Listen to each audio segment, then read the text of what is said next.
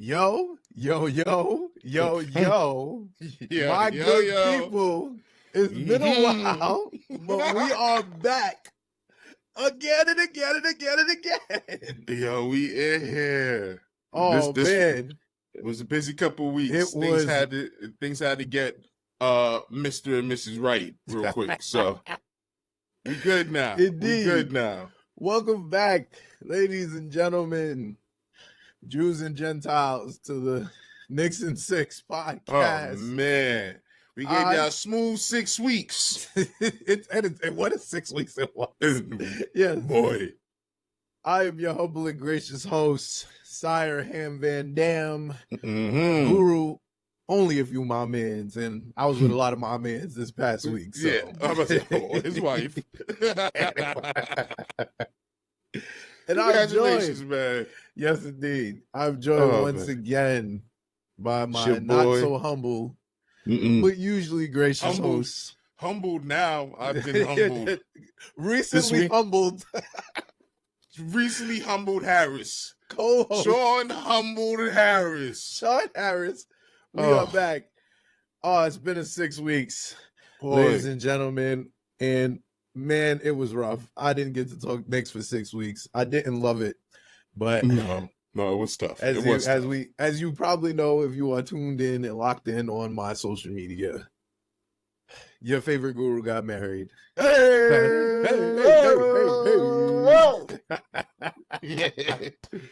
right.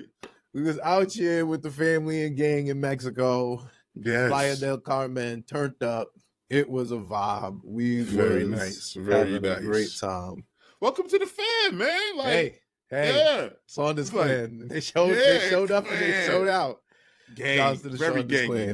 Very gang. Very gang centric. Yeah. But yeah, we was outside. It was a good time in the pool, doing a lot of drinking. I acted up very badly the first night, got super drunk.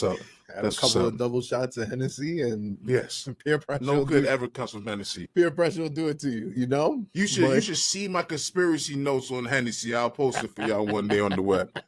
Wicked stuff. It's the black It really is. You seen Undercover, brother? Yeah. Come on, man. They put it in the chicken. Come on. But yeah, it was turned up. The wedding was beautiful. We had a great time. My wife. I'm gonna be my wifey out of death, So death. I have no problem with it. If you got a problem with it, I am not sorry at all. Nah, it's cool. It's cool. It sounds good. Hate it for y'all out here in these streets, but for the rest of us who didn't have the time of our lives, indeed, been planning and gearing up to the best party of our lives for us not doing that. We was just out here dealing with the earthquake, shaking news of Julius Randle. Oh, did I do something? Don't do it yet. Wait, let's tell them we brought you by. First of all, we are brought to you by, once again and always, the Smooth Family Network. With the smoothest cha-cha-cha straight from the airports right now. Hey! You can follow us everywhere at Smooth Family ENT and at Knicks In #6IX Pod. You can follow me everywhere at Frostman Guru, and Sean will find you, and he... Yeah, as recently humbled as you are you finding people still? Oh my God, I'm everywhere. I'm still everywhere. Still everywhere. Okay, cool. Oh yeah, big part of my day is just yelling at people to just be better, do better. It's needed. I'm still on my one-man crusade to save the Knicks fan base. Yeah, it's a worthy fight. And you are appreciated more than you know. Yeah, I respect it. I take it. So let's get into it. So usually we would start with the Knicks picks reviews, but we've been going for 6 weeks and we're not reviewing 25 games. That's just not realistic. Well, so it was basically 500 across those weeks. Let's say that we were aggressively optimistic your last episode. Aggressively post deadline. And wow. I'm not as aggressively optimistic as I was 6 weeks ago. The humbling? What happened What happened? Tell me what happened. Tell me what happened. Everything has happened in 6 weeks. What do they call it? They call it, is it Darwinism or Marxism or something? What is that? Everything that could go wrong. Oh, everything that can will? Yes. No. That's kind of how I feel. Yeah. So I want to give us like a short summation. So we got post All-Star break. We're excited about the trade deadline. That just passed. God, 6 weeks? 6 weeks ago was the trade deadline. We're excited about the trade deadline. And I feel like this is good for us, right? I feel like this is good for us because we could really bring the people, we could really tap back into what really happened and bring it all to where we are today. Because it's been a fucking roller coaster. 6 weeks ago. So I woke up post last episode aggressively optimistic, like, yo, we are cooking. It is time. It's about to get serious. We made a good trade. We didn't give up no first round picks, so we still have our flexibility for either future draft picks or we got our flexibility for a big trade in the summer. I felt comfortable. I said Julius Randle is coming back. I said Mitchell Robinson is coming back. I said OG Anunoby's only out for a couple games. I'm like, we good. We are good. Relax. I said in multiple Knicks chats, I will be worried in March. Injuries, and we still had injuries. I'm like, we're going to be good. Let's chill out. I've never been more confident in the Knicks team in my life. In my life. We're good. Everybody's coming back. We're going to get 3 weeks to get everybody in rhythm. And then we running the East out the building. That is what I felt the day after the last episode. I promise you that in my heart. So you too. Yes. So you too. Yes. Okay, so then you're not alone. I just want to make sure that us as a family, like we as a family, are on the same page. As the Knicks in 6 community are on the same page. Because I know that's how y'all felt too. We were bragging. You had to. It was we great. Beat the Suns. We beat the we was 15-2 in January, which seems like forever in a fantasy ago. Like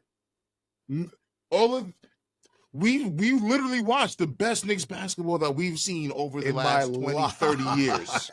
Like when you like, say a life, sounds like 99 when I was 7 years old. Yeah. Do you feel me?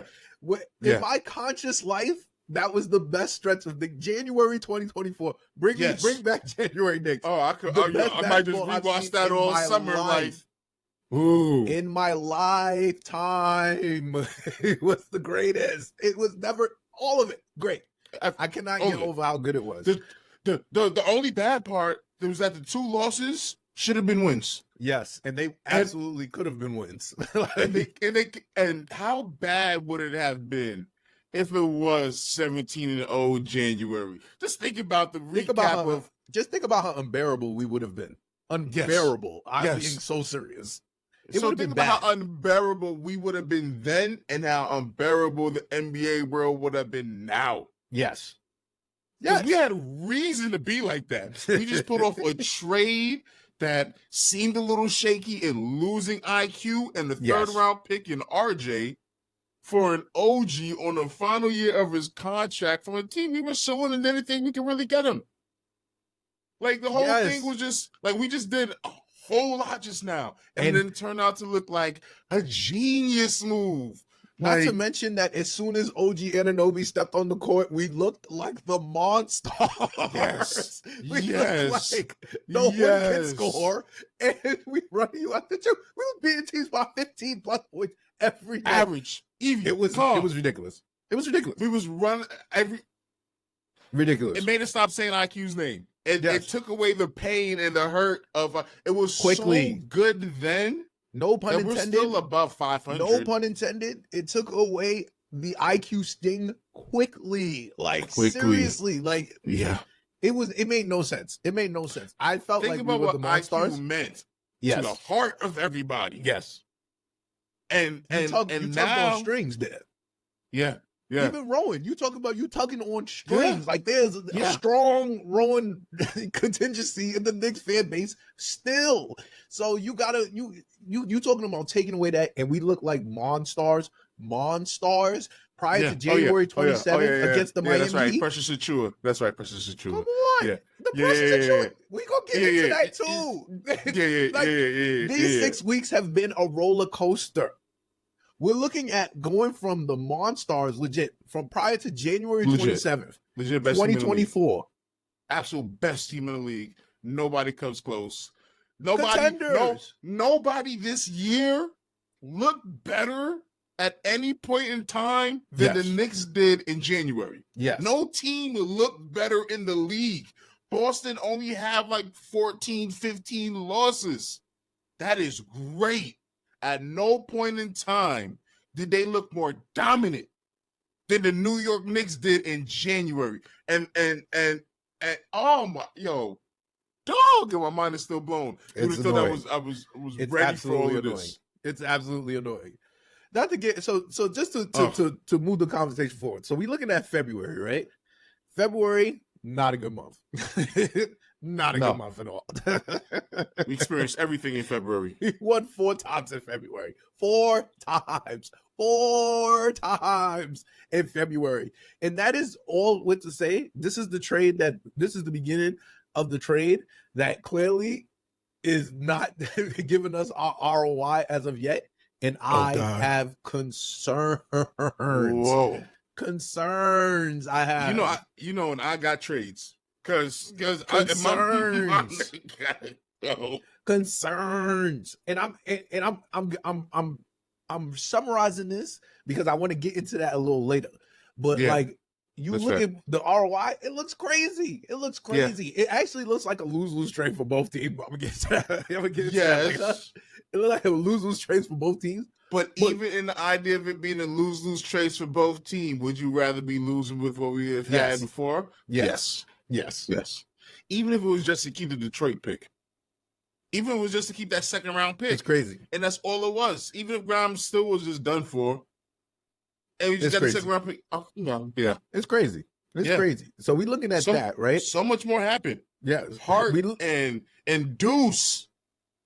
Deuce and Hart. Yeah, we're not even, Precious. It's not all bad. That's what I'm saying. It's a roller coaster. It's really a roller coaster. Because we got our lows with the Detroit players, and we got the emergence of light-skinned Draymond Green with some type of temperament. Josh Hart. Yeah. Yes. Triple-double king, apparently. The heart of the team, yes. The triple-double king. What? FanDuel loves him. FanDuel groups everywhere loving him. We got Josh Hart for 5 years, $80 million. I'm letting y'all know. It's looking like an underpaid. First of all, once again, everybody on our team, every single person on our team is still underpaid. Great every person on our team, except Detroit, is underpaid. Every single person. It's a great value contract. I just love throwing that out there. Okay, all of them are great value contracts. So we're looking at Josh Hart, who decided to be a triple-double machine. Yes. We're looking at Deuce McBride. AKA indispensable Deuce. Yo, Todd Thibodeau's 3 favorite players in basketball right now in the entire league are OG Anunoby, Josh Hart, and Deuce McBride. Yes. I'm letting you know right now, if he could play them all 48 minutes every night, he would. And he tried it. And he did it. Yeah. He did it. Yes. We saw it with our own eyes. He said, Josh Hart, you're not coming out the game. I'm just letting you know that right now. You're not coming out the game at all. He said, Deuce McBride, you're not coming out of the game at all. Come on. The Deuce story is perfect. 3 years, $13 million. Leon Rose masterclass. What are we talking about here? What are we talking about here for Leon Rose? Come on, clap it up for my guy. Deuce the brother's a magician. 4 threes last night again. And his shit is always Mahoy. I always think his shit is going in. I'm like, Yes. And he's not even like these are contested threes here. Yes. In rhythm. And he's like, that's my son, bro. My shit is good. That's what he's telling you. He's like, I don't care who you are. My shit is good. I like that. That tells me he's going to the Jalen Brunson School of Confidence. I'm here for it. I'm here for it. I love IQ. I really do. He went to the Jalen Brunson School of Confidence as well. He's another disciple. I love how Deuce looks. Deuce looks at 3 years, $13 million.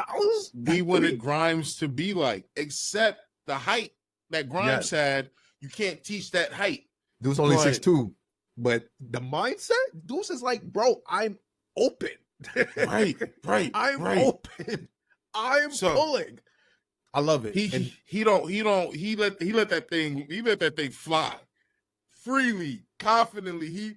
It's so crazy watching Deuce McBride because real ones know, like COVID year, whatever, Deuce McBride, Quentin Grimes, they playing, and then little injuries here, little injuries there. All of that. The potential was there though. Yeah, like Deuce didn't come out of nowhere. Like he didn't come completely out of nowhere. Like we seen this Grimes size and lockdown D because that boy was good.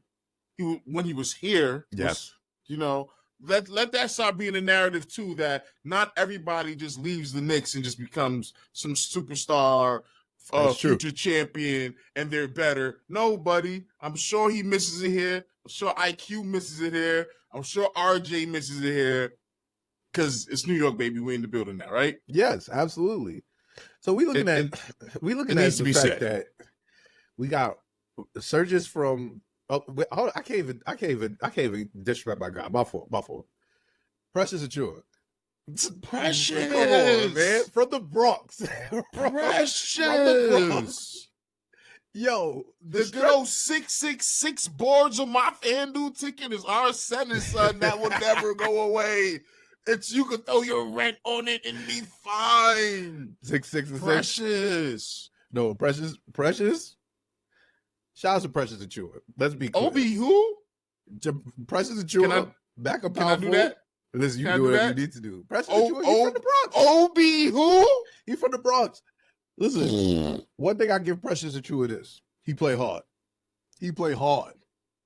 That's all he do. Yeah, he play hard. And it looked like that's all he know. Which is great because that's all we want him to do. And sometimes it looks like a detriment. And I can get behind that. But during this stretch, February and March, like especially when we needed him, when we had to put Hartenstein on a minutes restriction. Where are we finding the buckets? And then we will pushing Precious Achiuwa out 40+ minutes a game. Like right now, he was getting 16 points tight, 16 boards tight. Like, nah, seriously. What a team we have right now. No, because to be clear, everybody has had their moments. Yes. Even except one player. And we brought him back here. I can't believe that's real. That's so real. I can't believe what he's become. No, but everybody, it actually looks crazy. That's what I really want to talk about. I really want to get there. It actually looks crazy. But yeah, we battled for 6 weeks. Every game we played in. Yes. How many blowouts do we have? Blowout losses do we have? Now we don't have a lot. All I'm gonna say is that we played like I want to know, like, the concern comes with the news we just received within the week. You get what I'm saying? Like, if we're talking about the 6 weeks in a whole, it was a roller coaster, but we was down 3 starters. Like, if we looking at it like that, we down 3 starters. Nobody in the league surviving that like we did. Nobody in the league. No one. We down 3 starters. We survived bad bench play for the most part. Yeah. We got survived having to run 3 players out there 40+ minutes a night, like, and we came away 500. Like, at the end of the day, we in the mix. We in the playoffs. Like, for the most part, like, we about 2 or 3 wins in from solidified our playoff spots, and then it's just seeded. So coming out of that by losing your second best player, your third best player, like, and you get what I'm saying, overextending people. Like Dante is playing way too many minutes. Like, everybody's playing way too many minutes. Like, and that's just the truth. Including Alec Burks and playing way too many minutes. But that's when you subtract 3 starters who would eat up 20, 30 minutes, 25+ minutes a game. Now we have to find those minutes elsewhere. Yes. And we're able to go really 8 deep, and like 9 is Burks, and that's just like when we really just need somebody just to fill in some minutes real quick. But that should be Burks should be 12th. Yes, he really should be 10th or 11th. Put Shake Milton in there. But so we survived. I'm trying to say Shake Milton's name. Can we all agree that Shake Milton is not like where's the tape that I haven't seen from Shake Milton needing to be thrown in the game and Tibbs needs to be fired because of Shake Milton minutes? Listen, he started in the Sixers last year. You can't tell me he did it. That's what he did. You gotta kick the tires or something. If you're looking at what Alec Burks is doing, you gotta kick the tires or something. I'm sorry. You got. I mean, that's true. That's all I'm saying. Deuce being better than Alec Burks. Daquan Jeffries. Try somebody else. I can't. Yeah. Moving on. All right. So I want to talk about like I said, the 6 weeks have been a lot. It's been a lot. Yeah. I want to give some flowers to, once again, my guy and yours, Jalen Brunson. Oh, God. Him. He's the conference player of the month. Oh, God. Because all these accolades are all too small for him, and he needs more. Eastern Conference Player of the Month, has won Player of the Week 3 times, and is not top 10 in the MVP conversation. 4th in the league in scoring, and is not top 10 in the MVP conversation. Bro, what are we doing here? 4th in the league in scoring made the Knicks relevant. I mean, if you're able to crack on the Knicks all these years, you got to give props to the one man that comes in and makes them uncrackable. Pause. Like, you can't, like, come on. What are we doing? It looks crazy. What more does he need? It looks crazy. There's a compilation video out there of him getting thrown around the court. WWE no call tape. It's ridiculous. Brunson just getting no calls. Just think about the games in the last week. We had 2 games. We had 3 games because you have to include last night. Yes. We had 3 games that came down to the refs. 2 that came down in the final minute of the game, basically. Insanity. Like, Insanity. What's going on here? Yeah, I wanted to talk about like the aggressive change in officiating. So basically there was a memo sent out, right? It was a memo sent out. Mm-hmm. I don't know. Adam Silver, he must be tight about something. Like somebody must have told him something like, "Nah, I'm tired of this." One of the shareholders or something. Like, yeah, we agreed it was going to look this way. What happened? Yeah, in the middle. This is my problem. In the middle of the season, you make this aggressive ass change in officiating. It's so aggressive. It is like the most aggressive. It's like the most drastic 180 I've ever seen. Like they went from calling everything, ticky-tack, every type of thing you touch him, you bump him a little bit, you call it, to calling nothing at all. Every time. I'm not gonna lie to you. So Brian Windhorst put out he said something about how like Jalen Brunson is a foul hunter, right? And like since when is that not smart basketball? I've never James Harden became an MVP off of that, but okay. I'm sorry, go ahead. Of course they say like that's like unappealing to the eye and stuff like that. That's why like people crack on James Harden about that shit. That's why people say like Joel Embiid, he be foul hunting and stuff like that. My counter argument to that always is that the game is about points. It's about points. And if you take away the IQ of the game, like, bro, don't foul me, bro. Like, what do you mean? Like, push back. It's not the same Jalen Brunson hunting for fouls. It's not real. The same. And that's real. That's it what I'm saying. Even look. It's not even like visually it looks the same. No. When James Harden and Embiid do it, it looks like you're bailing out on the play. It looks like they're trying to. It looks like they're trying to catch the ref eye, and like he used to do that all the time. Yeah, I know what they're trying to say, but that's not him. Brunson. That's not him. He's legitimately, and I'm going for it. All I'm saying is, this is a Knicks podcast. This is a pro Knicks podcast. We always want to sound like homers. I don't really care, but like, bro, He's getting smoked. Like a rag doll getting thrown around the court. Yo, I've never seen somebody. First of all, Jalen Brunson is not like he's short, but he's like he's not like some slim dude. So to knock him like I saw yesterday, Alex Caruso tried to like step in front of him, and this nigga shrugged him off of his body. This nigga's not small. Yeah. Like, you know what I'm saying? He's going to make you feel him. So if you see him get hit, yeah, definitely. But like, yo, if you see him get hit, like, nigga's on the floor, like, he getting bumped. It's like, bro, come on now. And I understand you can't call all of it. Like, this is basketball. Dante, too. Yeah, bro, you are ignoring like blatant foul calls. It's crazy. I feel like the shift has been too OD. Like they just not finding no common ground with this. Like I thought, all right, first 2-3 weeks they just gonna iron it out and shit like that. But the shit has gotten worse. You're not finding no common ground. Bro. Yeah, they sticking with it. And their mind, they playing this like, no, we only have X amount of fouls. We're gonna call in this player's favor. You feel me? And we're not willing to call anymore. Regardless, Brunson's still getting 35 points minus the and ones. This is what I'm saying. Getting. Still fourth in the NBA in scoring. So you're telling me he a foul hunter, this, that, or third. They don't want him to. Yo, Dolan did something to somebody. We're not supposed to speak about the conspiracy stuff on this. I get it. It's bad radio. I get it. But come on, man. From the heart of the heart to the fans, son. Like y'all know Dolan did something to somebody in the past. Y'all know he drank somebody. He took somebody's girl, and they tight. And this is rap beef. Yeah, this Dolan is like got rap beef with somebody in the league. And this is powerful. what we've been dealing with. What are the powerful owners? What are the powerful owners he got rap beef with or something? Because I do not love Brunson's game. It's all over the place.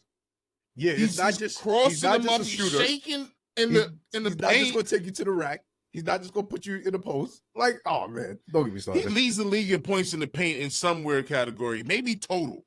But he leads maybe for point guards, maybe total. I'll have to double check. But he leads the league in some category of points in the paint. Someone say he's the best. He's the second best post up guard in the league after Kyrie. That's fine because I love Kyrie's game. Sure, we'll take it. We don't need him to say that he's number one at it. Game. Yeah, they gotta have the same game. Brunson's game is more physical. Yeah, Kyrie's game is more art. Yeah. Like Brunson gonna bump into you, and Kyrie is just gonna maneuver around you. Like, yo, physical versus finesse. No, both said. That's it. We love it. All right, moving on. Gods, though. Moving on. All right, so now it's time for sadness. It's time for sadness. I can. Sadness. As many times as I've been trying to say it this whole time, and now I'm stumbling over it because sadness. I'm his number one fan. Oh, all right, so we found out, ladies and gentlemen. Pain. This is real pain for me too, because y'all know I am a skeptic. Yeah, I laugh when I'm nervous. Yeah. In the greatest form, I'm a skeptic of this man, but. And I know he's the goods. I know from my heart, like. Pain. Top this is 5 pain. Power forward in the league. This is pain. Top 3 most influential Knicks that I can think of. This is pain. This is pain. This is real. So Julius Randle, ladies and gentlemen, out for the season.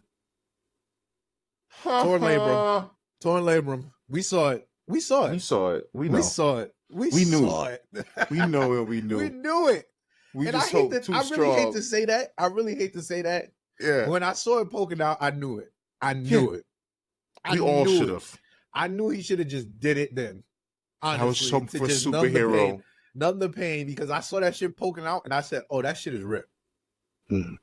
I said, I was praying for dislocation, and that's what they told us. It was dislocation, right? But it's not dislocation. That shit was ripped. His shit was poking out of his fucking body, bro. Yeah, that's multiple things that got to heal up on that one. It went like through some shit. Three things that got to get back together before you do the real surgery to get the shit right for you. So yeah, so pain. I really hated that they dropped this news on us this week because it really fucked with me. That's why I'm not. We didn't need that emotional gut punch. That's what I'm saying. I would have preferred I have a lot of respect for Julius Randle. You try to come back because you know this. this might be the fucking year, bro. And I feel that. Like, because I feel the same way. I feel the same way. Because if this didn't feel like the fucking year, he would have took the surgery immediately. I'm not gonna lie. If Julius Randle did not see the January Knicks, thank you. That's well said. Absolutely. If he didn't see the January Knicks, he would have just took the surgery. Like, he was training and rehabbing still for otherwise. He saw us, bro. For us he saw that OG Anunoby is not taking his shots like RJ would, and he could score 40 every night and have to worry about guarding the best player. He said, yes, I'm coming back. I know that's what he said. And I've told y'all on multiple occasions how I feel about Julius Randle, but I've also told y'all Jalen Julius is my favorite Julius. It is the best Julius I've ever seen. Yes. I would have loved to see that, a healthy Julius Randle with Jalen Brunson on this level in the postseason, so that he could prove to me specifically, not to everybody, to me specifically, that he's not an absolute salesman. He's just not going to get the opportunity this year, and that sucks for me specifically, because I wanted to pay people. I felt like this was the year. I said, we looking at worst a 2A, 2B option in Julius Randle and OG Anunoby in the playoffs, like Jalen Brunson cooking up, like, yo, we could look crazy. Oh, Boyan actually not having to play a crazy role and put that nigga in the corner to shoot threes the whole playoffs. Like, I was like, yo, we looking good. Then they dropped the news on us this week. What is paid? This is paid. I hated this, bro. Shit came on my phone. I was like, oh my God. Oh my God. It ripped all the bravado out of my it took away all the confidence, all of it. And this is how I always felt about Randle. Because he's the bully who can shoot threes and play every minute need be every night. Like, he does too much. He provides too. We don't have nobody else in the team that can score like him. Yeah. True. We don't. Our post presence is Jalen Brunson.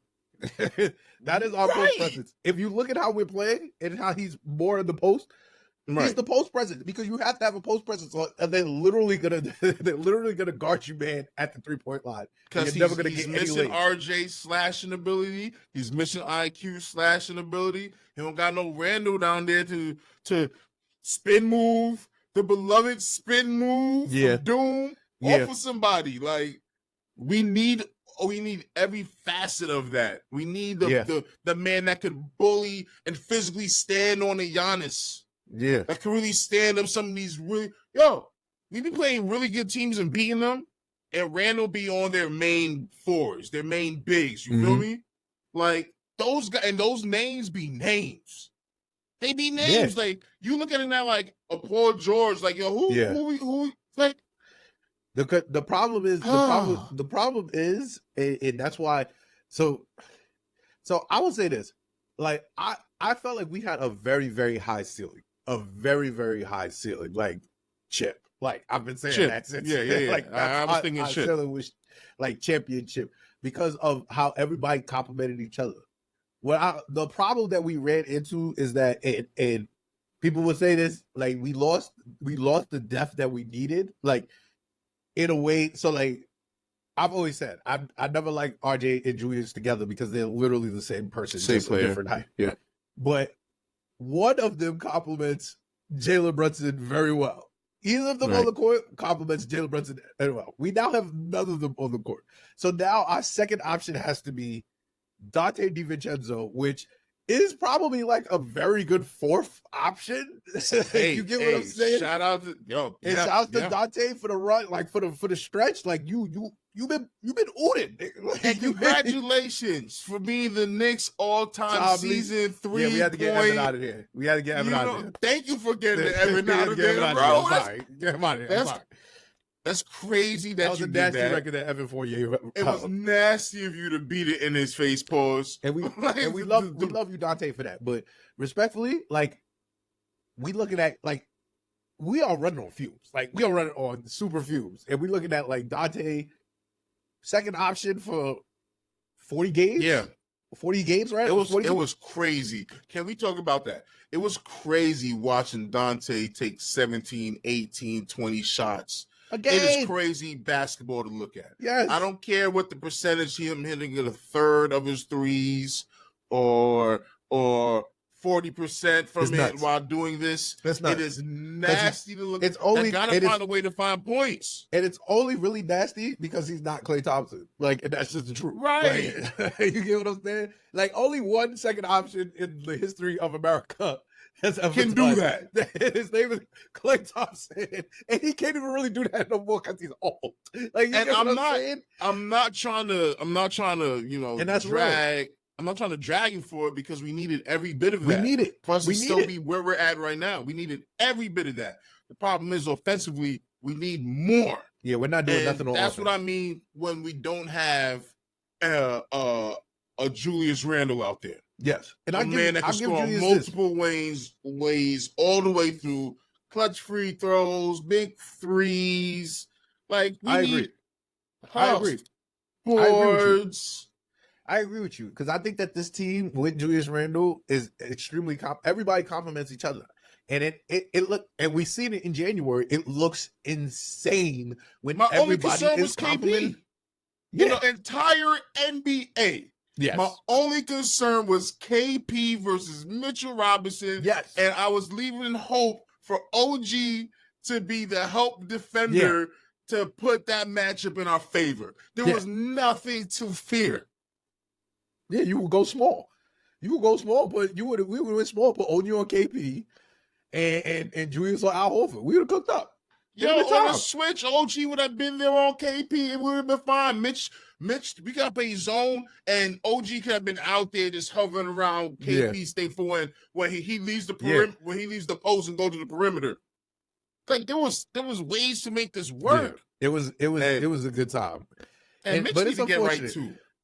So it was unfortunate. So, like we said, this has drastically changed the confidence of our team. Like I went from a chip to with OG Anunoby in, there's a chance we can get past the second round. You're better than me. I'm not overly optimistic of that at all. Like you're better than me.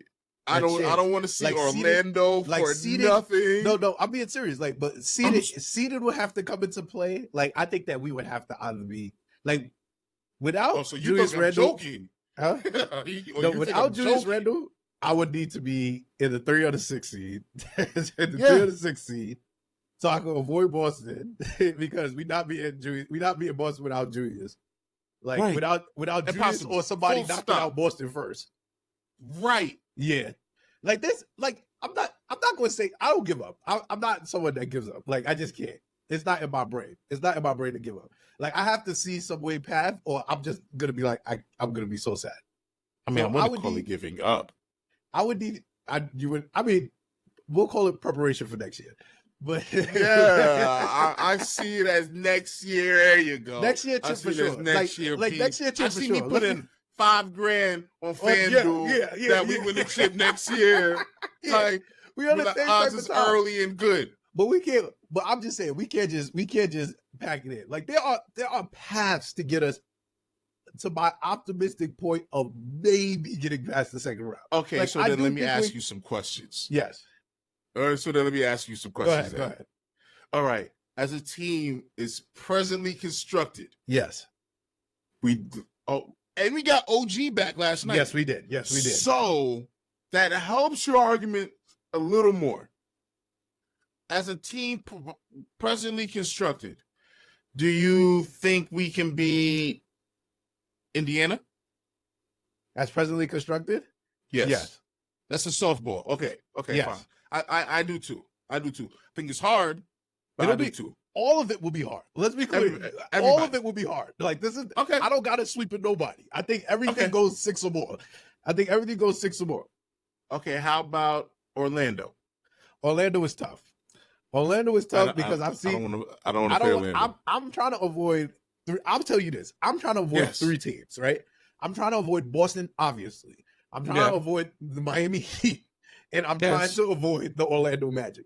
Everybody else, I feel confident enough that Philly, JoJo's back. Tough. Like, you get what I'm saying? JoJo is back, and I feel for JoJo. I feel like JoJo is, you know how I feel about JoJo, but I know he's also finicky. Like, he's a finicky guy. Like, I don't know how his shit gonna hold up either. I feel like this is a situation that, what was his name? Pacer back in the day. We played the Pacers. Tyson Chandler was getting a bully. Roy Hibbert, yeah. Roy Hibbert made a name and got a contract off of what he did to Tyson Chandler with an injured neck in the playoffs. That's real. That year. So, and changed his whole, and then everybody was expecting something. And I feel like Joel Embiid is in the same scenario that if he is well rested, I'll give you that. You know what I mean? He's well rested. I do feel like he's rested. But I will say this. I do think we could, so like JoJo, obviously, like if I had to put my list down, I'm saying Cleveland, I want for sure. Yeah. Indiana, I would take for sure. Like those three, and even Milwaukee, I'll take for sure. Like, I'm not worried about Milwaukee. I'm not worried about Indiana. I'm not worried about that's good. Cleveland. Right. I am worried about the Magic because I like Paolo Banchero. He's basically baby mellow, and he's in his second year, and he's willing his team to in the playoff picture. That's going to be good for his confidence. But I do think we could still beat him because it's only his first playoff run, and you know how first playoff runs go. You could have a good team. It could go either way. I'm not worried about Paolo Banchero. He's going to have a good series. It's everybody else that's going to be shook that I'm worried about. So I'm not worried about. So I'm not worried about that. And we are playoff tested down the line, like legitimately. Like 1 through 7 has playoff experience, like legitimately. It's true. Like if we talking about Deuce not having playoff experience, we talking about that's fine. Alec Burks. And Alec Burks got playoff experience. It was a bad playoff experience run, but yeah. You know what I'm saying? Bogey's played on the playoffs. Like 1 through 7, I feel confident in. We did a good job not talking about Bogey, and we're gonna get to them later. Oh yeah, we did a good job. They're next. Don't worry about it. Yeah. They're next. Okay, cool. But yeah, like Chicago, Miami. Yeah, I'm not worried about none of that. Like Miami, I'm worried about because they be injuring niggas, and that's just me being petty. But also, I can't stand them. They I cannot stand 2 years in a row. 2 years in a row, they have affected our playoff run off of dirty play injuries. And I'm also just super to Julius Randle. I'm also just super finicky about just Jimmy Butler in the playoffs and how he be taking off the regular season and then deciding to be nice in the playoffs. Yeah. So I can't really plan for that. So I would prefer these are my ideal playoffs. I would prefer the Celtics play either the Heat or the Sixers.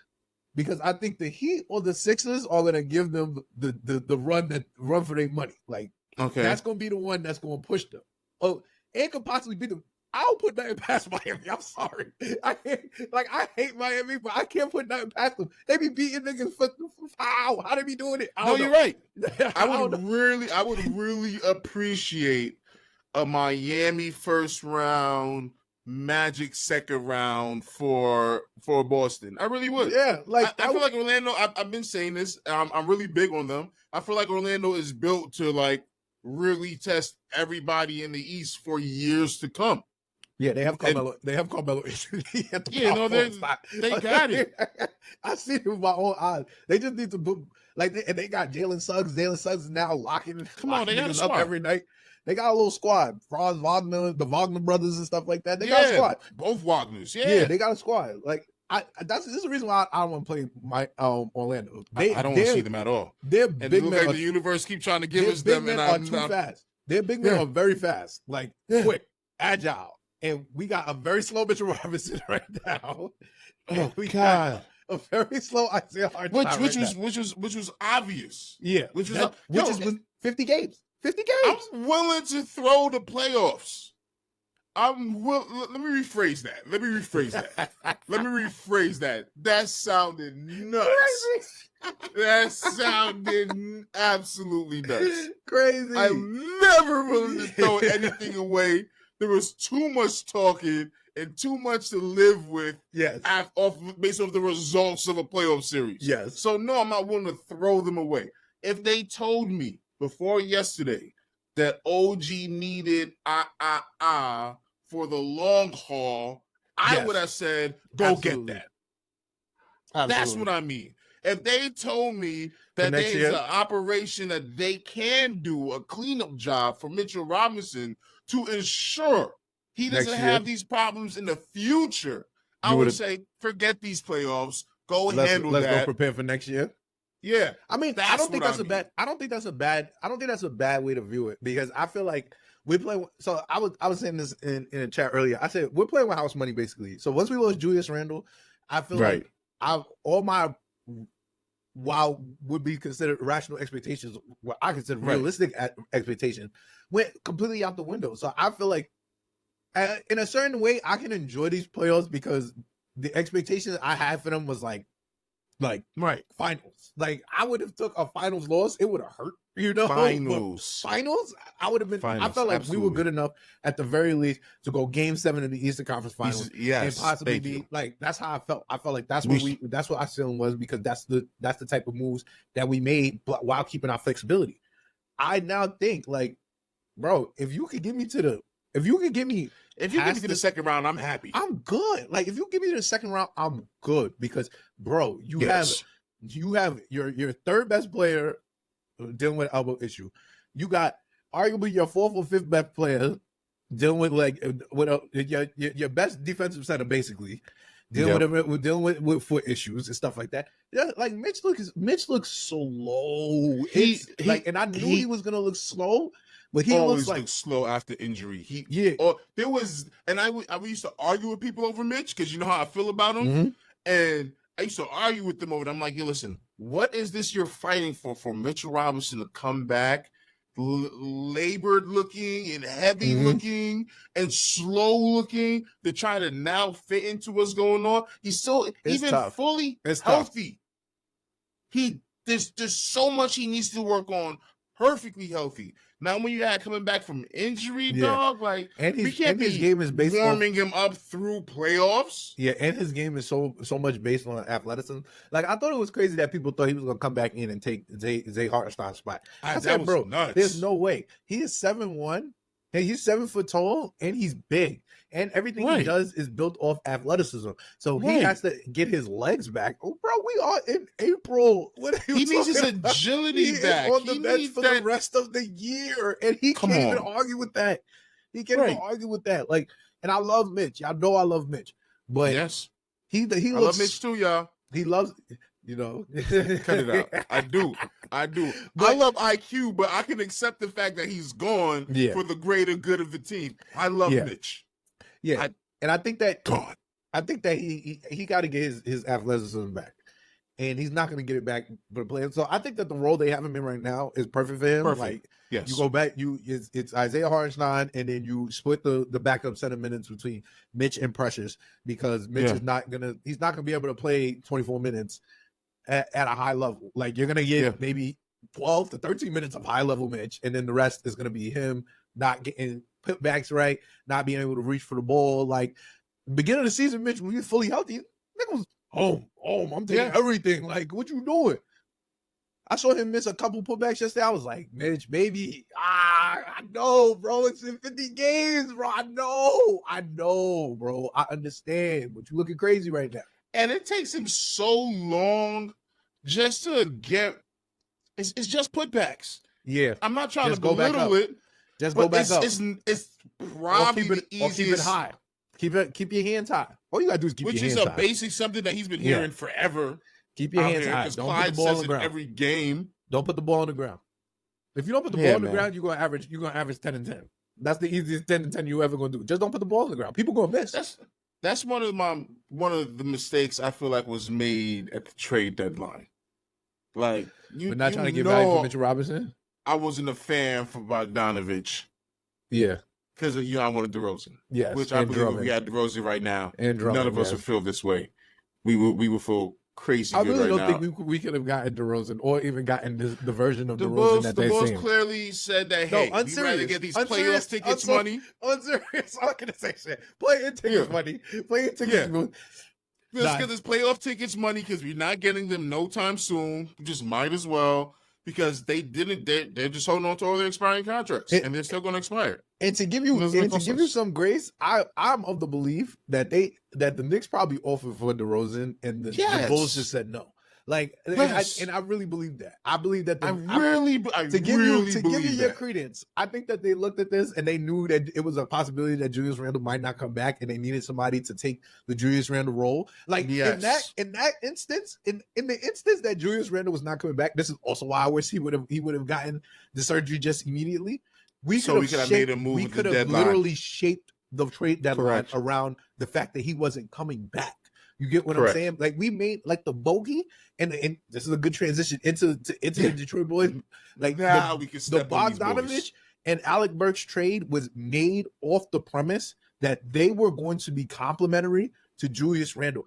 I know that for a fact because Alec Burks played his very best basketball I've ever seen in my life with Julius Randle. So I know that Alec Burks trade. I know that Alec Burks was thrown in for Julius Randle. I believe that in my heart of hearts. It was like, yo, we gonna need somebody for Julius. You know, when he out there with the bench and somebody that he could work with. Like, we know he worked well with Deuce, but we don't know if we're gonna play Deuce that much in the playoffs.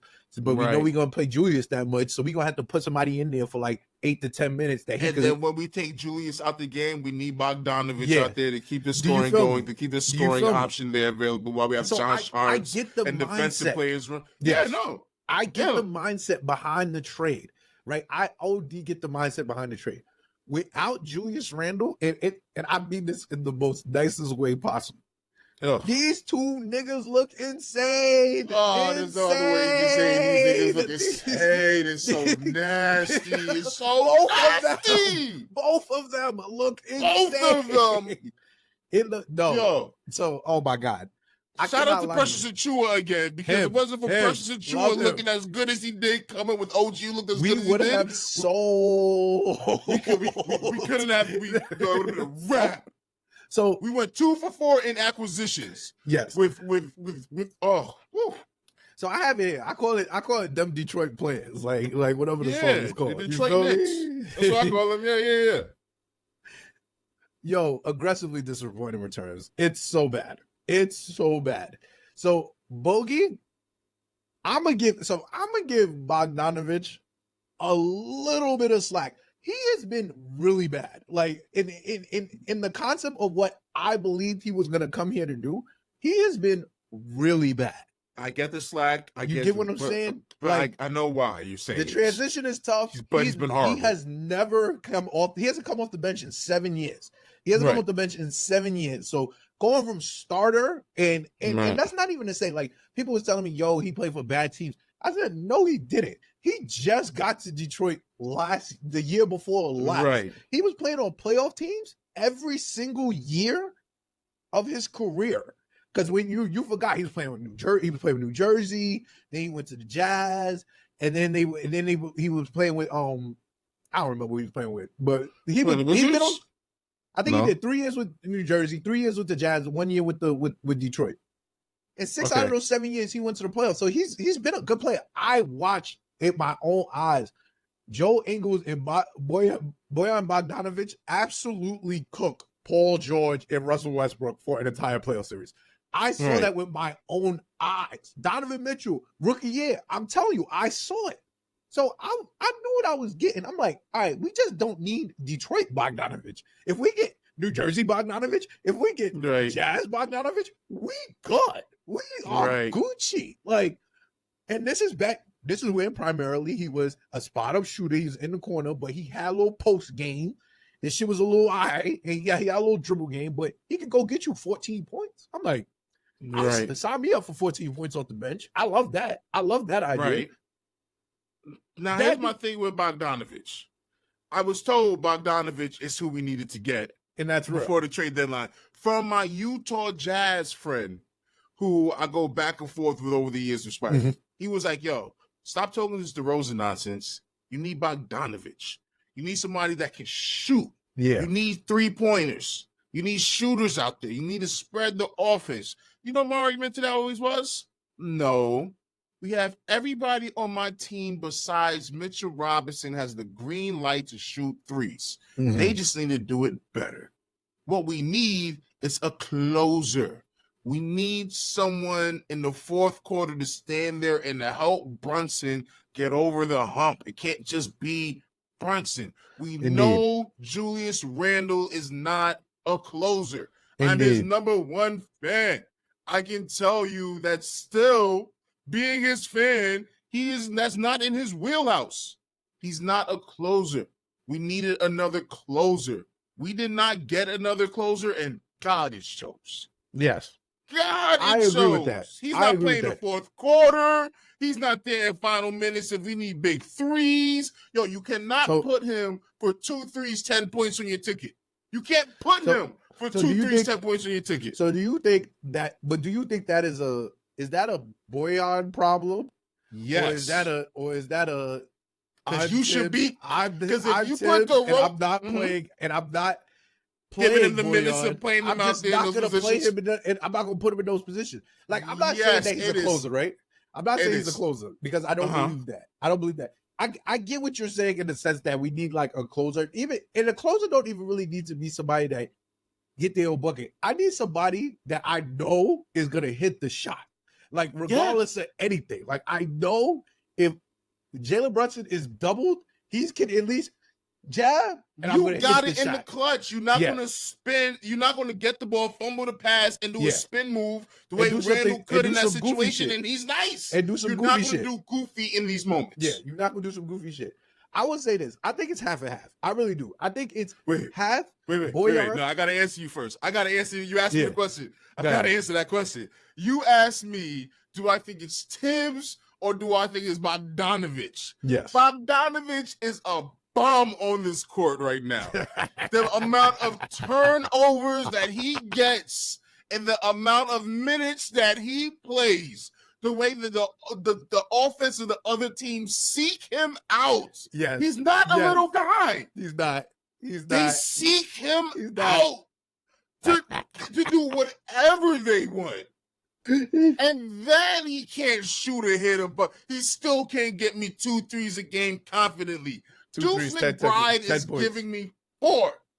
2 threes, 10 points. He can't give it to you. He can't give me 10 points, 2 threes. He can't. 2 3 7 points. And I give you that. That's what I'm saying. All right, so I think it's half and half, right?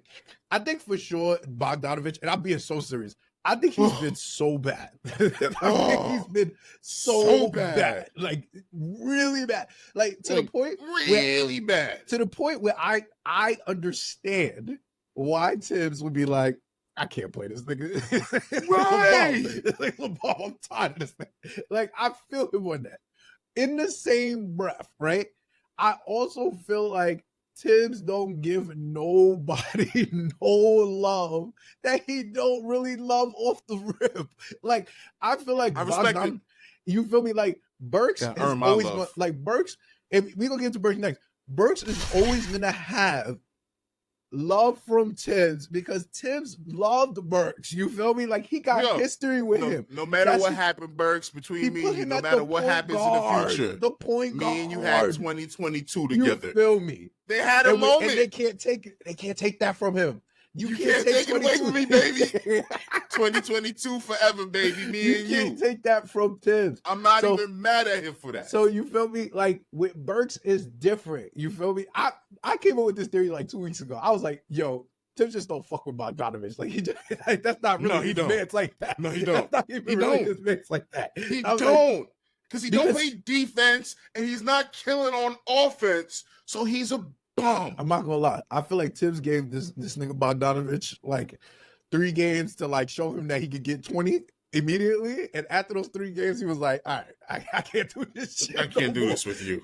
He said, you're gonna have to play some defense to get back on the court. I don't give a fuck what you know do. He screamed on Leon Rose about Bogdanovic recently. I'm telling you, bro. I already know. I've been telling y'all for years. Tom Thibodeau is a fucking maniac, bro. I know his mindset is just nuts, bro. Like I watched this nigga start Cam Reddish, have Cam Reddish be his very best perimeter defender, and then bench Cam Reddish. And said, I'm not playing this nigga no more. It's insane. And had no justifiable reason for I don't gotta tell y'all nothing. And then what made it worse is that he started winning all the time after he did that. Yeah, I loved him. He's so insane. He is so New York, son. He is. I loved it. After he did that, and that was RJ's man, I was like, I'll put nothing nothing past 10. I don't care. He will bench an all-star if he got to, if he don't like that nigga. So yes. I look at Bogdanovic, right? And I'm like, damn, bro, you really in between a rock and a hard place, because the truth is that, and this is the God honest truth, you gotta play better defense and better offense, bro. Like, and you gotta do it within limited minutes. I will give him his credit. This week, he looked good. He gave us 15. Yes. He gave us 15. He gave us 15. I'm like, bro, okay. I'm not even jumping into the Bogdanovic pool again. You had me looking crazy. I won't do it until I see it in the playoffs. Bogdanovic is like, we still, reasonable minds, reasonable heads will be saying, we're giving him time to acclimate himself to the offense and the defense and the new team and the situation. It doesn't really matter how you look the first 5, 10, 15 games, even though it really, really does. Yes. If you show up in the matters playoffs, how you look going into the playoffs and in the playoffs. Absolutely. So it's still not over for him to get a good contract for him next year or whatever. The crazy thing is not over for him at all. Goal. It's not over for him at all. At all. Because he could really and that's why we're not talking about him the way we're still delaying talking about this nigga right here. Yeah. Yo, almost giddy with hatred. All right, so Alec Burks, my nigga, what the fuck are you doing? Yo, I am over the moon with Tom Thibodeau's love for Alec Burks. Alec Burks. Bro, what are you doing? You know what's crazy? I saw a great tweet yesterday that really summed up how I feel about Alec Burks, right? It said, yo, I'm not going to lie to you. When Alec Burks was traded back, I knew he would hijack a few possessions like here and there, do some Alec Burks shit, you feel me? Like just once or twice a game. But the nigga I see right now looks like he needs to be all the way away from any NBA team. Because what are you doing, bro? He looks like a final. He looks like he's like a 12 on man, his way bro. out. He looks like a 12 man, bro. Alec, my guy. We'll always have 2022. You 2022. We'll always have point guard Alec Burks. My brother in Christ, we cannot play you no more. I'm so sorry. Wow. The best thing to happen with getting Alec Burks is that it made Deuce McBride look that much better. You literally made Deuce McBride's 3-year, $13 million contract look like the steal of the century. Look like a worse steal than the 4-year, $100 million contract. Yes, Brunson. Like, bro. The nobody getting paid more than 30 mil team. Bro. Nothing but steals everywhere. Bro. And yet you made Deuce. Wow. Deuce look like him. Wow. Like him. Wow. Do you understand? I have people hitting me up like, yo, you told me about Deuce. I didn't want to believe in the beginning. I thought we needed to get a backup point guard. Like, we probably still need to get a backup, maybe, because we need more of a playmaker, situational point guard. So, we did need a third point guard. We need a playmaker. We need a playmaker. Number 2. Yeah. We don't need a situational point guard right now. We got Deuce. Yeah, he's good. Yeah, Josh Hart is really our backup. Josh Hart is really our backup point guard. Josh Hart is really our backup point guard. Yo, I haven't heard no one say that before. That's very accurate. You gotta watch the games to know that. That's what I'm saying. You gotta know that he's the one who was stabilizing everybody and setting it up. Deuce is the starting shooter guard. Needs to get done. Deuce is the starting shooter guard and the backup shooter guard. That's what he is right now. Yeah. That's what he is right now. That's cool. That's cool. Nah, but Alec Burks, oh my God, bro. I'm sorry. What are we looking at here? I'm gonna let you cook on this, man. What are we looking at here with Alec Burks? Oh my God, I get to roast Alec Burks. Do I? Alec Burks, you cost me DeRozan. I can't say you really cost me DeRozan, but maybe I do got to say you cost me DeRozan because you as a throw-in would sound like such a value, and we are value shoppers over here in New York, baby. We really like are. a good deal. You feel me? We like a 40% shooter from three-point land, you know? Yeah, you sound like a Canal Street special. Like, yo, I could get that and that right now for what? You sound like a truck a white man just put up on you. I'm like, yo, check what I got. Like, you seem like a hookup from the plug. Like, every Knicks caster out there, every Potter, every blogger, everybody was talking about how much of a pickup he was going to be. Yep. Like, other people could have been like, Alec Burks, and then we would have been like, as Knicks fans, yo, son, it's because you don't know better. Yeah. We had bravado with it. We extended our bravado and confidence that we learned in January when you wasn't here, and we extended that to you. We're only going to get better because we got Alec Burks back, baby. Like, you can't stop. And Alec Burks has been atrocious. Whatever point guard skills he had when he was a point guard with us, and maybe it was based off of the team around him. Maybe he was just healthier and faster. Actually, he was faster, he was stronger, and he had a better shot then, and he was a better passer then. So it was just overall better. You came here half of what you were before, and that was so fast. It just reminds me of, and it made me laugh because I bring this up a lot. It reminds me of Fat Felton. Yeah. Burks is Fat Felton when he came back to the Knicks. And it's even nastier than Fat Felton because Fat Felton missed some games. And we was like, yo, if we had more games with him, we probably would have made the playoffs that year. And it would have helped us in free agency, blah, blah, blah, blah, blah, blah, blah. But there's none of that with Burks. There hasn't been one good game from him. Not one. There hasn't been one good game to be like, yo, thankfully for Alec Burks, we won this game. Not one. Even the one good scoring game he had, I think we lost. Like, legitimately, I think we lost. I can't confirm that because I can't even tell you what game it was. I could be wrong, but my soul said that last. That's a little who came from my soul, and I trust my soul. My soul don't be wrong. They be coming from the righteous place. You ain't seen no real good Alec Burks basketball. It's none. And it really is the absolute nut shot selection. Like, that's what it is to me. Like, it's not the fact. It's not hijacking the offense. No, that's what it is, though. Like, that's just a very nice way to say he's hijacking the offense. It's literally him holding the ball for 12 seconds. Him holding the ball for 12 seconds, one. It's him, we passing the ball to you in the corner and you taking a fadeaway out of bounds three with two niggas on you. Like, bro, like, it's you missing bunnies. It's missing open layups. It's you missing the layup line. Nah, yo. Yo, he's getting me so tight. And you know, I went to back. Shout out to my guy Beggs, bro. Shout out to my guy Beggs in the Knicks tape chat. Bro, he has been an Alec Burks hater since the first go round. So you know when he traded him back, he was like, yo, I really don't fuck with this, that, a third. Right. And he was like, you know what? I'm gonna give him a clean slate. I had to advocate for Alec Burks. I'm like, nah, man, you know, Alec Burks was hooping, bro. We just put him in that situation. He's not a point guard. He's a scorer. Just let him score. Yeah. He said, minus didn't have point guard. It's Kemba's fault. All of that. Yeah. We gave grace. We gave grace to Alec Burks. I'm not gonna lie. He'd be like, bro. We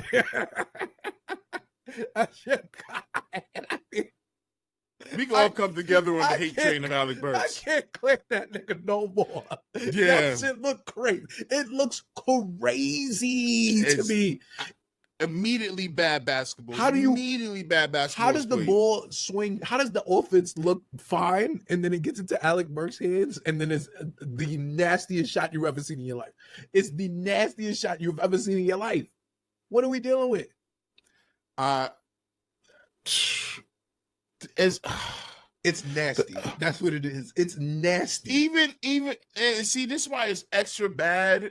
I don't like that phrasing. But what makes it extra bad is the fact that we brought him back to like help the offense flow. Yes, we needed more offense. You know what? This I think I said everything bad about him just now. I don't think there's anything more to say about him, except what can we do with him next year? We can't sign and trade him no more. What are the options for next year? The cap is changing dramatically. It is. The rules to the cap and how you combine contracts for players and all of that, that's changing a lot this summer. So I don't know what our options are for moving him and Bogdanovic, because there's no way anybody here believes he has a future here, really. Sure, Bogdanovic can have a good playoffs with us, but I still feel like that means we're going to sign into something to where we move him anyway. Yeah, I don't think he's long for. I don't think either of them are long for us. I actually think they're both rentals, honestly. Yeah, but Burke shouldn't be here. And I think I really think both of them could both be gone this summer, respectfully. And then you get better versions of them, because Boogie is 35. He's 36. He's not young. He's not like 31. Right. So he's probably going to try to. Somebody wants the picks, man. Maybe it's the picks that we can package with a bogey and move that 20 mil with somebody and get a somebody like.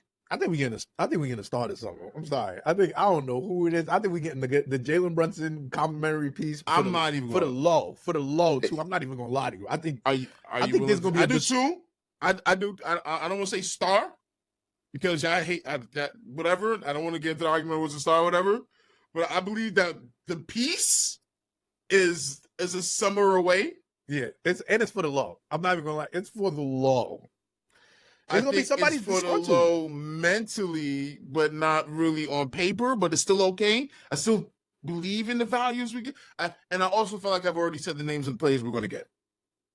I feel like at some point in time, whatever names I said before is the players that we're still going to get anyway. I still think I nailed it. I was just thinking I was early because the Bogdanovic's and the Bulls got in the way. But the reality is it DeRozan? DeRozan is a free agent.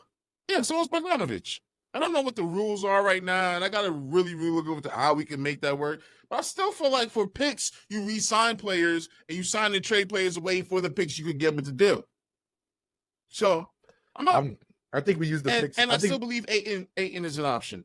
I think Ayan will be fantastic here. I think Ayan will be fantastic. You have been this Ayan trade for at least 4 months. If I could get Mitchell Robinson and Bogdanovic for Ayan, though, you can't tell me nothing.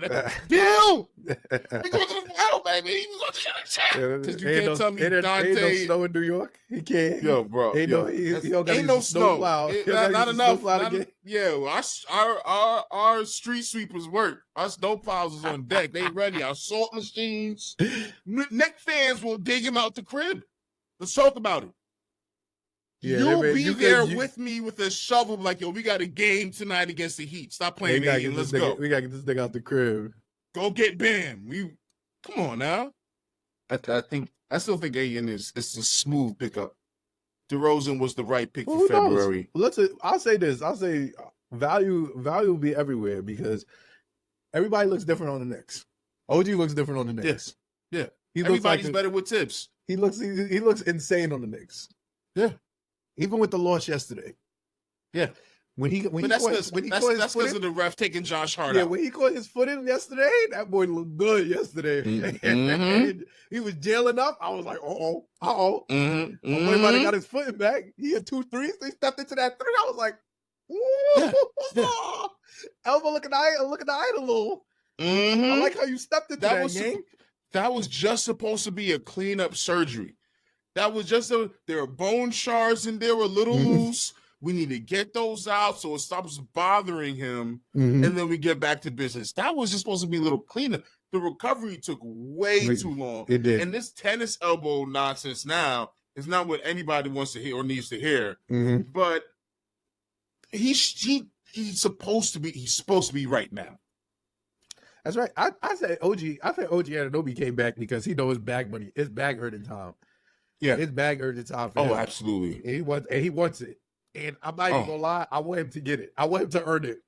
I want him to earn it bad. I'm not even gonna lie to you. I want to look at the end of this playoff run, and I want OG to be looking at me like, yeah, I'm gonna need that. I'm gonna need that, brother. I'm gonna need that. I know y'all. That only comes with the second round. Comes with the second round. Yeah. Oh. Yeah, and that comes with jail for everyone. Yeah, that comes with you're taking everyone out of the game. That means that Power Banchero, if we play Power Banchero, he scored 10 points in his first playoff series because he's in jail the whole time. Right. I know you see me right now, but and I'm over looking like a plotter right now because it just hit me just now that I forgot to mention Spider talk has resumed. It's up. I want you yeah. to know. Are you ready for he's not you know for all right, so y'all know. That's why I did all of that. Y'all know this is Donovan Mitchell slander cast. Y'all know Donovan Mitchell slander cast through and through. We are unashamed of it. Shout out to Breezy. We are unashamed of being the Donovan Mitchell slander cast. Donovan Mitchell told the streets that he don't know if he re-signed with the Cavs. I'm letting y'all know Donovan Mitchell is not re-signed with the Cleveland Cavaliers at all. No. At all. It's not happening. I'm letting you know he won't do it to himself. He not doing that. He's not doing that. He know what he saw last year. And the reality is, and I'm being so dead ass with this, they might see the same thing this year. And it might not be us. Yeah. It might be Indiana that do him in. Yeah. But Donovan Mitchell is going to walk away. And I'm going to be so dead ass about this too. I don't even know if we got the energy for Donovan Mitchell to come here and cook up the way he think he want to cook up. He doesn't fit this team at all. What he's good at doing is not what we need. It's the same. It's how I felt about Bogdan. It's not a fit. He's nowhere on the court. Mm-hmm. Are we trying to stick to having a small shooting guard on the court? Is that the goal? A small non-defensive shooting guard on the court? Like not in Tom Thibodeau's America. People been trying to say Deuce McBride started at the 2 and it's been working. There's a difference in Deuce starting at the 2 versus Spider starting at the 2. Deuce plays defense, and he's here for defense. Is a defender. He's here for defense and threes. Donovan is a ball stopper. He's going to stop the ball. Yeah. The fact that the reality is, and I'm being so dead ass, the best team for Donovan is the Cavs. Like he really is. I disagree. Brooklyn. Maybe New Jersey. He go play with Mikal. I think he fits Brooklyn. I think he's a good-looking Brooklyn. He gonna play with Mikal. So don't do that. I just don't think that he because if you look at it like this, I think Donovan Mitchell is the number 2. I actually think Donovan Mitchell is the number 3. I think he's a number 3 on a championship team. Like I think he's a number nothing on a championship team. I don't think that he's really a championship style player. I don't think a short volume player like that can really. I think that you might be right about that. I think he that needs too much to be teamed up with somebody that gets their own buckets and stuff like. And he don't play good enough defense. He don't play good enough defense. I think that so. I look at Donovan Mitchell how I look at Bradley Beal, right? Like Bradley Beal. I'm talking about how I've always looked at Bradley Beal. I thought Bradley Beal was good, but I never thought he was like him. I never thought he was the one. You feel me? Right. I never thought we gonna ride the coattails of Bradley Beal. He can get in contracts that price him out of his skill set. And he's good.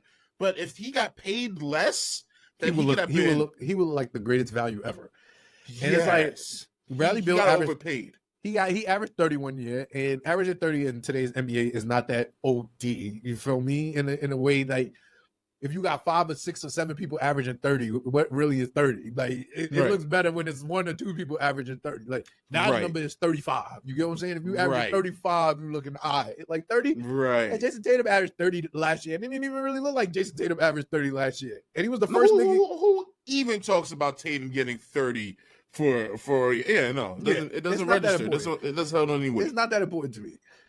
So Donovan Mitchell is he's not going to be the guy. He's like Bradley Beal.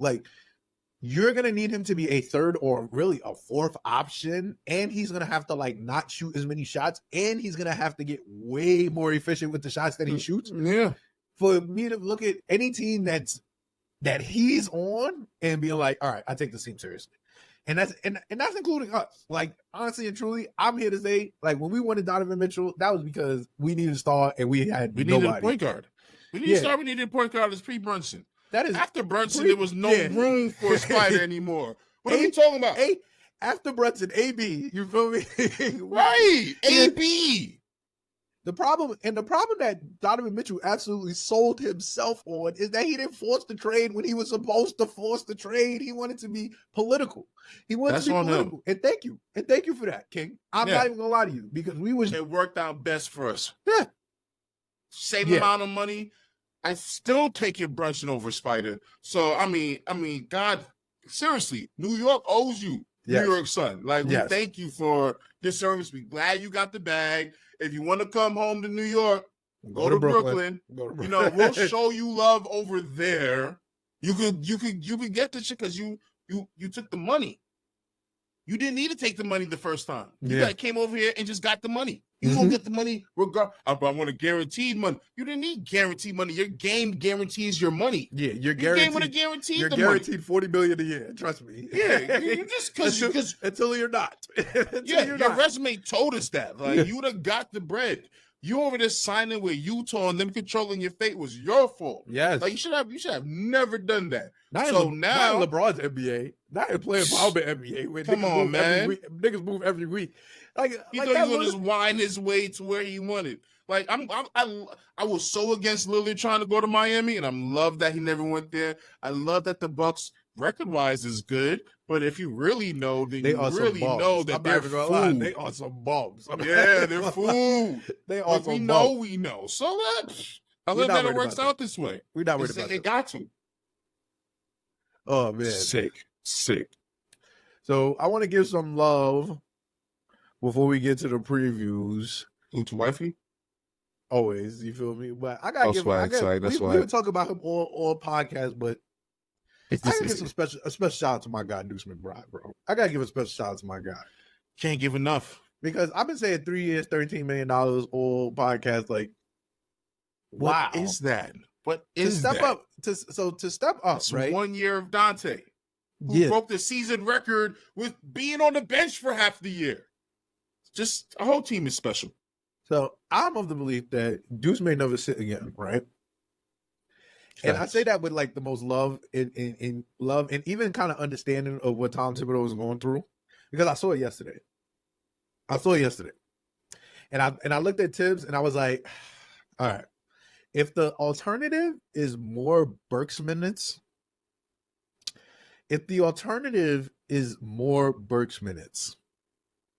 you might have to play Deuce 40 minutes tonight. Yes. We're in a situation now with Julius being out for the season, with us warming up to get OG back to get ready for playoffs with these last 5 games. Like, we're in a situation right now where we might be looking at 30 to 35 minutes of Deuce in the playoffs.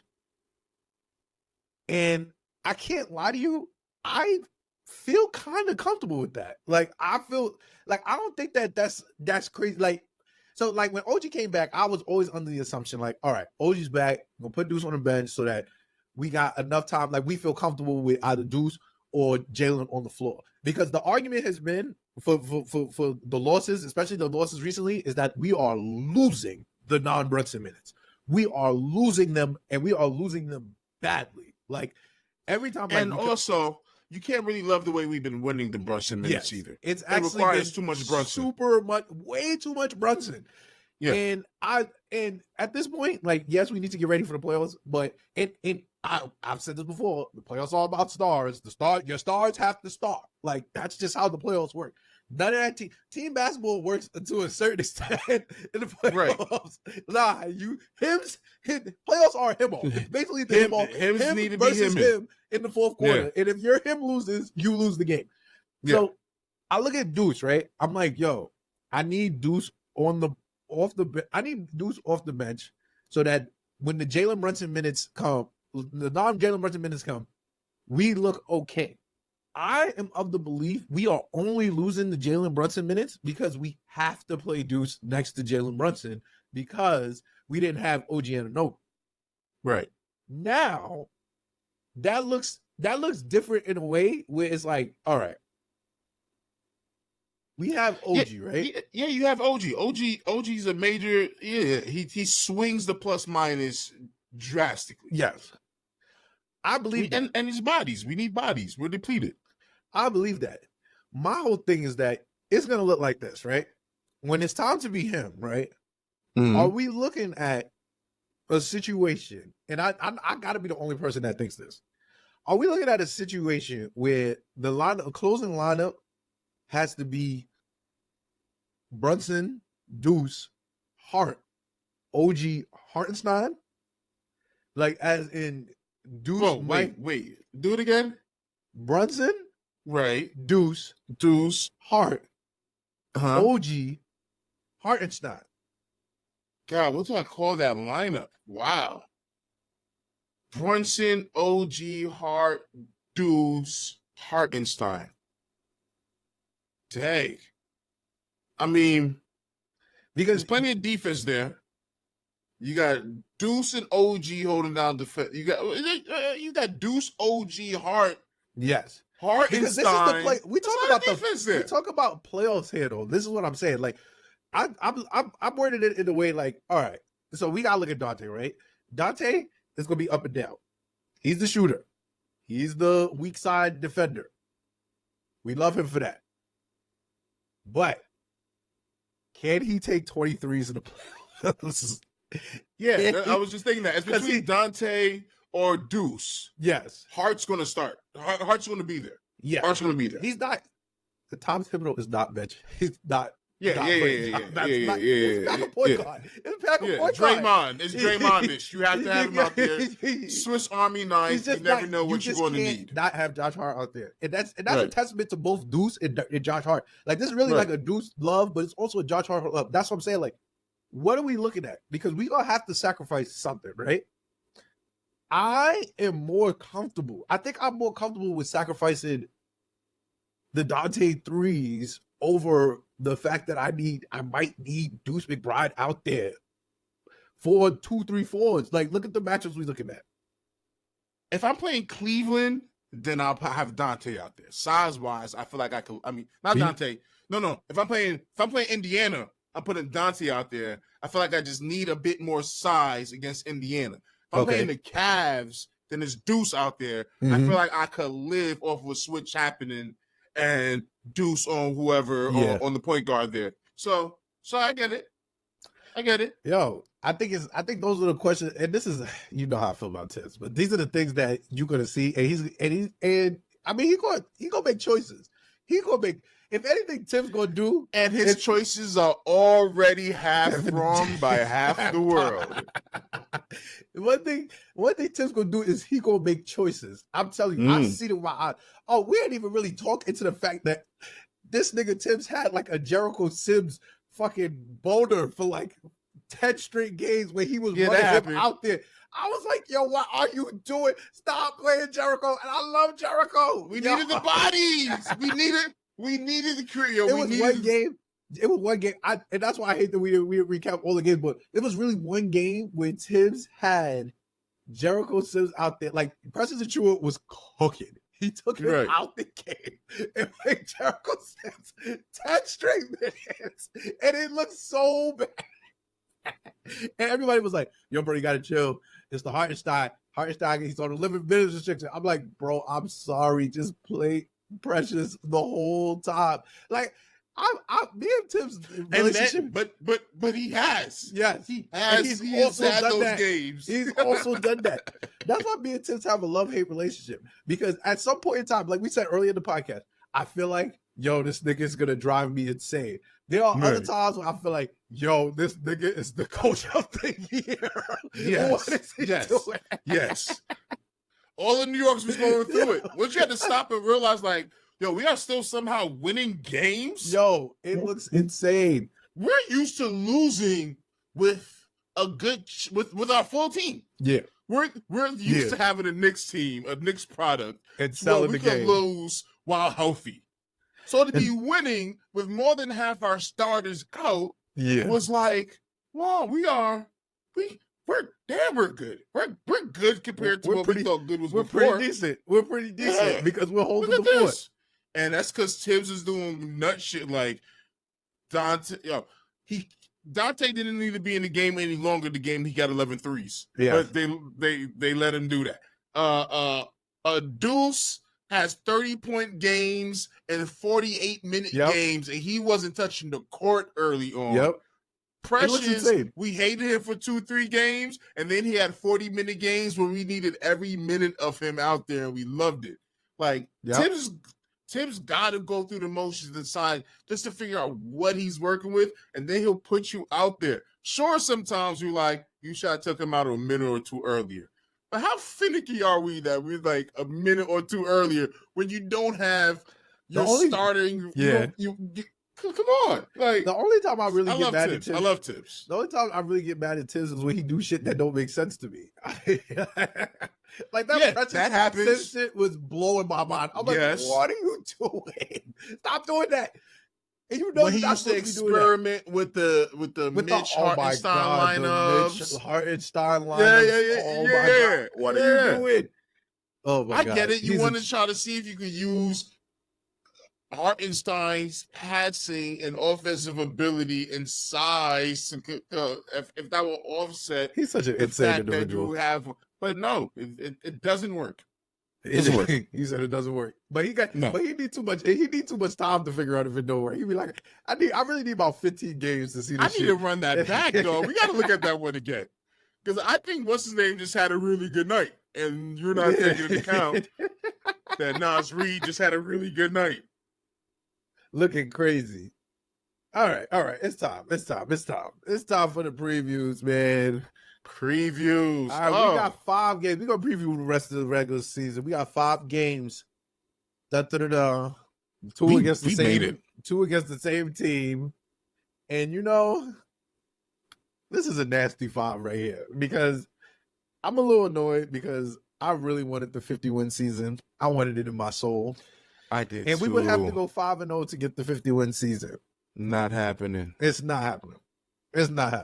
Okay, I'm gonna just get that out of the way. So I'm not going 5-0 for the rest of the regular season. I'm not. Yeah, that would have been disrespectful to the pod. Yeah, like yo, take it serious, dog. Yeah. Like, come on, what you doing? All right, so we can start with the Bucks. All right, we got the Bucks here, and all right, so. This question is twofold. So we have not beaten the Bucks all year. Facts. 0-4. 0-4 against the Bucks. This is our 5th game against them because of the play-in tournament. I mean, what is it? Not the play-in tournament, the in-season tournament. I'm sorry, NBA Cup. No, we beat the Bucks once this year. Once? We did? We beat them in December. We beat them on Christmas. Oh, okay. So we've beaten the Bucks one time. We did beat them. That was the game before we lost. Yes. The game before. All right, so before though. So we're 1-3 against the Bucks. We're 1-3 against the Bucks. This game is important. It's mainly important I'm gonna say for 2 reasons. The first reason is because we have sold the past week in some change. Yeah. And I felt we've been robbed a couple times the last week. Robbed a couple times, but yeah, I've been actively saying that the Bucks and the Cavs are actively selling the 2, 3, and 4 seed simultaneously. Yes. Nobody really wants it. I don't know why. At all. like I said last night, the silver lining last night to us losing to the Bulls is that the Magic also lost and the Bucks lost. Oh, that works. Yeah, the Cavs lost. And the Cavs lost the night before. Yeah, and the Bucks lost the night before. We lost the night. We lost yesterday. We lost on Tuesday as well. Like, no one wants the 2, 3, or 4 seed. I think this game is important. I think we should win this game. I put that with a caveat with the fact that the Bucks have been absolutely selling. They've lost against the 3 of the worst teams in the league. Yeah. The Raptors, the Wizards, and I think the Grizzlies or something like that. Like, they've lost to 3 of the worst teams in the league. Yeah, and they lost to the Wizards. I'm not taking you. You lost to the Raptors. You know how we feel about the Wizards on this podcast. You know how we feel about how we feel about RJ. Yeah. Condolences, RJ. Shout out to you and the fam. And Quick cooked them up. And RJ cooked them up. You know what I mean? They had a hell of a season over there. I feel bad for RJ losing his brother and stuff out there. I just felt shout out to my man RJ for sure. We had a whole rowing report. We did. You know we still love you, baby. We really still love you. I just want you to know we still love you out here, bro. We absolutely still love you over here. We still rooting for you. Once a Knick, always a Knick, always. Unless you Oakley. Yeah. Charles Oakley. That's just always be doing the most. Yeah, we can be the Bucks. He's the big op, but that's another question. Yeah. That's another question. But big snitchy. But yeah. I think we should win this game. I think we should win this game. Because the Bucks are selling. I put that with a caveat because I think that, as we've said on multiple times on this podcast, hashtag I'll wait for the next game when it comes to injury. Giannis has been out all week. He might come back. He's coming back. He's coming back. You know he's coming back. He's coming back. This is his last chance to do it to us like that. He coming back. I'll wait for the next game. Why do we? You know how they do. You know they always come back. It's too important of a game for Doc Rivers. Yeah. And Giannis, because this is an actual matchup that may happen in the playoffs. Yep. They haven't seen the OG and Anunoby Knicks. Nope. They need to know what they're dealing with, what it's looking like. I fully expect Giannis to be out there. Absolutely. And I expect us see Kyle, and this be the argument this be a pro Mitchell Robinson argument. Because it's like these are the games where Mitch matters. Like, if he can stay on the court, and he's always mad, get boards. Just stay on the court. Don't foul out against Giannis.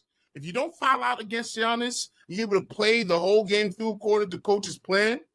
Get boards in the process. Yeah. Then that's usually enough. Your defensive presence is usually enough to take Giannis from a superstar to a star that we can handle.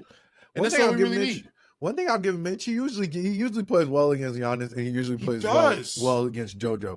And you can't say that for everybody else. And I'm not talking about like I'm talking about he holds them to. They have to take more shots than they usually take. It's a hard day at work. Much harder day at work against Mitchell Robinson for both of those brothers. But once again, Mitch not healthy, so it's hard to even gauge that level. I brought that up. That level of impact. Where we would need him, like we would need a healthy Mitch against Giannis in the playoffs. Sims is touching the court tomorrow. Get ready. Jesus Christ, I know he is. Precious going to try. I think Precious plays a pretty good game against a Giannis. Oh yeah, Schmurda. You know, man. You know, Schmurda gonna come through. Schmurda gonna come through, hit 4 threes because that's what he's doing against us. We know some of the stuff that's gonna happen tomorrow. Brooke Lopez is gonna get Connaughton. 2. He's gonna get. He's gonna have a good game. It's a stupid game to look at. Damian Lillard is gonna get 8 points in the fourth quarter at least. I think it's a close game because all the games have been close now. Yeah, all the games have been close. Deuce on Dame for 48 minutes.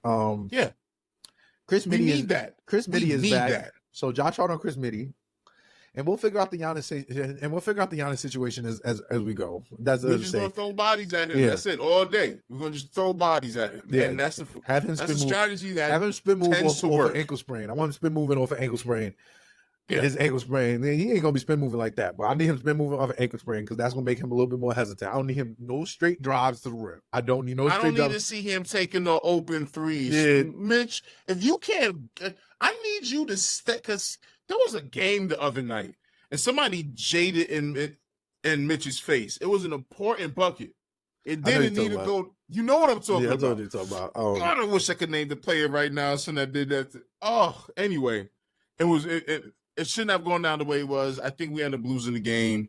Yeah. I think that was Tuesday. We don't need that. That when we talk about Mitch Rob, I think that was against Miami. I think that was against Miami.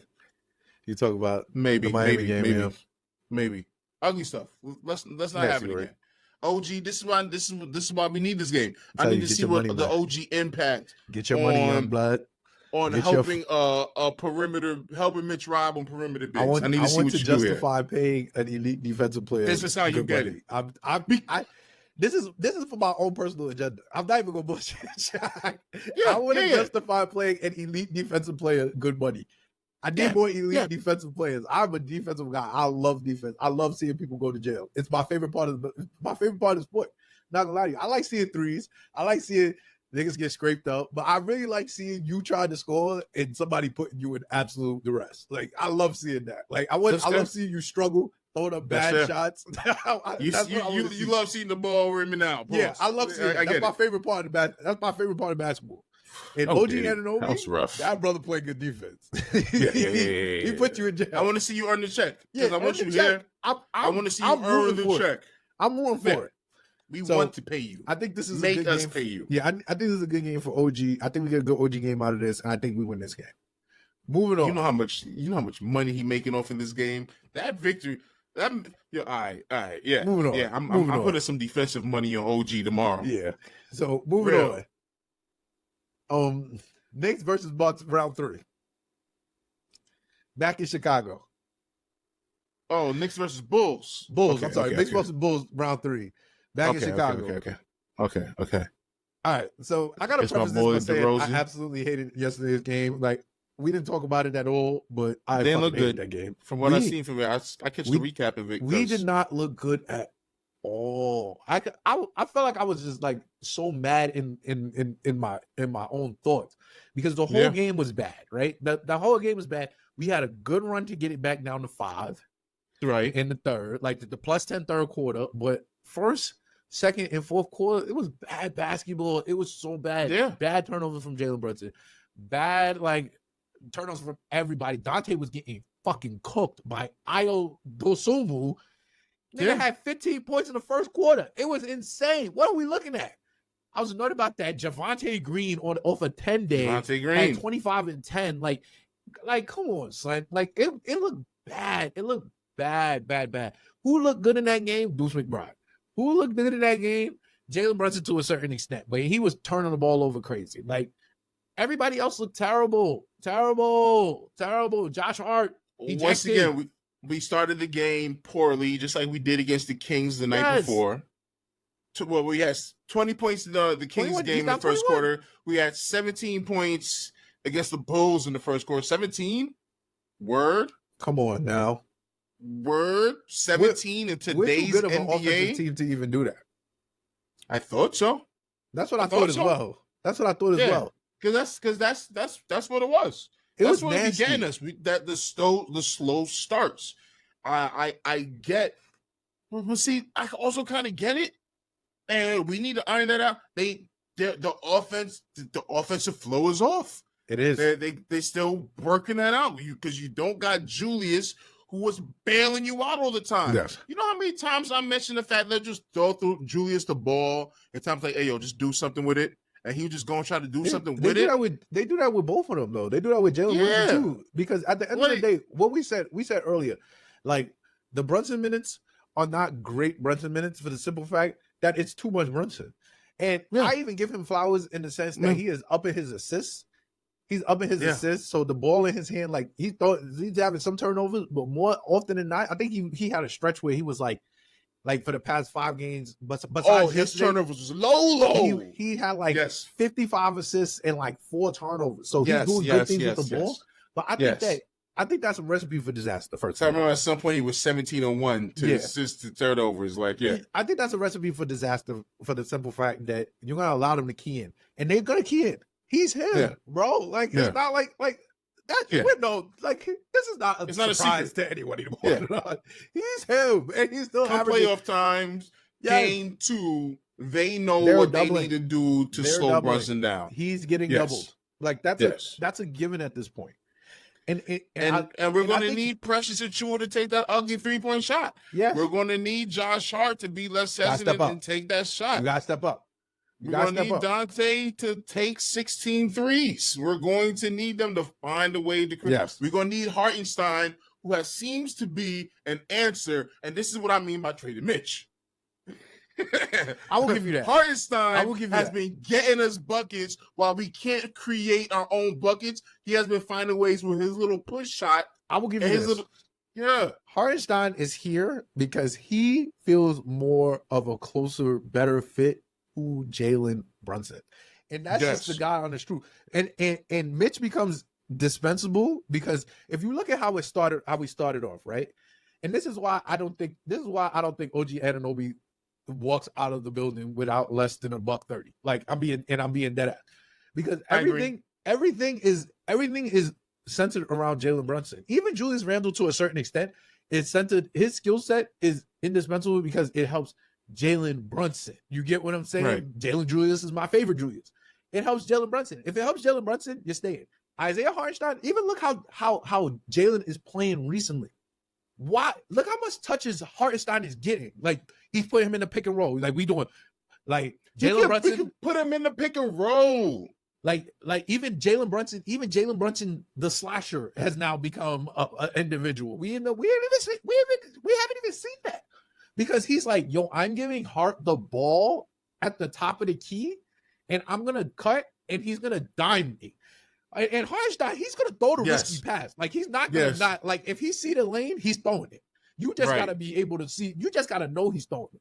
Like, I see he threw some shit to Deuce the other day. Like, between three people, I was like, oh. Black Joker, Black Joker, Brightenstein, yes. You feel me? They said, is he a Zay or is he an Isaiah? You feel me? Yeah, he's Zay. We didn't know he was a Zay. We thought he was Isaiah. Nah, he's Zay Hart. He's Zay Hart.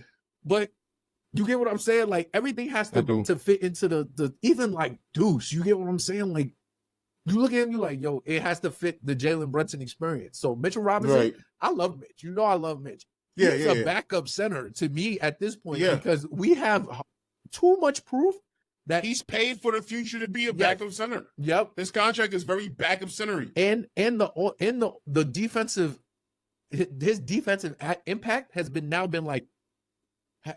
shifted down for the simple fact that we have a elite perimeter stopper at the plate. Yes. Who's getting past OG Anunoby? Who's getting to the paint for it to be that detrimental? And everybody else, you got elite defensive stopper in OG Anunoby. You got a very good defensive stopper in Josh Hart.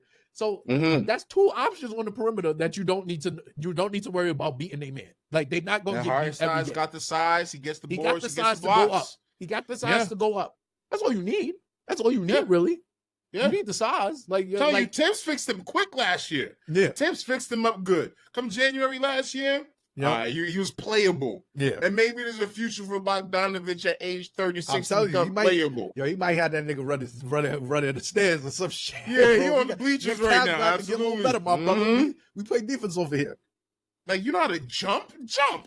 Yeah. But I had to preface that game just to say that I think we win this game. Well, I feel more confident in winning this game because I feel like yesterday so much shit went wrong. There's too many variables. The Bulls was off for 4 days. We on the second night of a back-to-back. You get what I'm saying? Like, not only do we get the news about Julius Randle, like, you get what I'm saying? Right. Like, it's emotional and gut-wrenching. And then you take Josh Hart out in the first quarter. That's why I said everything that could go wrong went wrong. Right. Like, you took out Josh Hart less than 10 minutes into the game. Yo, he smoked my parlay. I had Josh Hart 10 rebounds and easy money. Yeah. Like, I was mad. I was like, what do you mean he's getting kicked out? Yeah. There was way too many variables to happen. Ayo Dosunmu scoring 15 points in the first quarter. Like, what the fuck are we talking about here? Javonte Green off a 10-day, 25 and 10. Yeah. That's why I mentioned these things. It's way too much shit happened yesterday. Way too much shit happened yesterday. For us to only lose by like 6.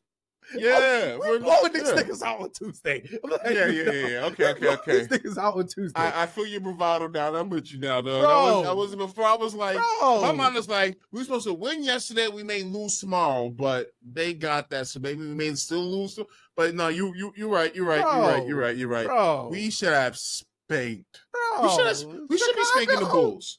We're better than the Bulls, even if I think DeRozan is the goods. Bro, and he was not the goods yesterday. He was not the goods. He started cooking. He was not the goods yesterday. In the because he's not going to be the goods against us. Come on, because we're elite. We're elite in that way. It was 100. The score was like 108 to 100. Bro, it was so goofy. That's what I want to see. Watching it in real time, it was so goofy. Why is Ayo Dosunmu hitting every shot he takes? He's not even a shooter. You get what I'm saying? Like, come on now. We look crazy. I really chalked it up. In the building. I chalked it up to the second night of a back-to-back. We have 3 games in 4 days, and then we have another 3 games in 4 days next weekend. Make it nasty. Pause. Come on, man. But they're just making nasty for us. They just make it nasty for us. Come on, bro. That shit was gross, bro. That shit was gross. I got us winning that. So I got us at 2-0 so far. Moving on. This game is finicky, right? Because I don't know what Celtics we get. These niggas have locked up the 1 seed 3 weeks ago. They never see OG. They never seen OG. We getting the Celtics. And I feel like we should get the full Celtics. Yes. Because they need to prepare for the elite defensive stopper that is OG Anunoby on the Knicks. With that being said, also, they may just first half it on us, and then think we lose this game. I'm not even gonna lie to you. I don't think we win the Celtics games. I need to prepare. I don't know. I think we lose this game, but I think I'm not gonna say it's on purpose, right? I'm not gonna say it's on purpose. I think that Tibbs uses this game to kind of figure out how the potential matchup would work out with them specifically, like because I really feel like we match up really well with the Celtics. Like I'm like one healthy. I think we're the only team that really does. Like, yeah, I think healthy. Us and Denver are the only teams that beat the Celtics. Like legitimately. Yes, that's what I'm like, saying. Legitimately. Yes. But I think we match up so well. I think the Celtics. I think there's a possibility we avoid the Celtics. I think there's a possibility we avoid the Celtics. But when it comes down to it, and we got to beat them, like I'm okay with it. I just think that where we are gonna have to find our we got to find like our Julius. I'm not even gonna say Julius replacement, but like impact replacement is with the bench. So like I said this before. I said I really mean like we have the team we have now. Like we can't do nothing about that shit. I think that we have to use these games to get the bench ready for the playoffs. I really think that you got to find a way to get Bojan like. Come on, say it, man, bro. Like Bogdanovic and OG need to combine for 40 points at least. That's real. Say it. That's what it's say it. Bogdanovic and OG has to combine for 40 points to make him up for productive Julius Randle scoring and bench points. So you have to at least hit 40 combined. Yes. And we need a defense from OG, and we need to help defense on the perimeter for KB with OG and Mitch and R and Son and the presses. Those are the requirements for this to even be a game. Yes. We do not match up well right now without Julius Randle. And for it to be a series.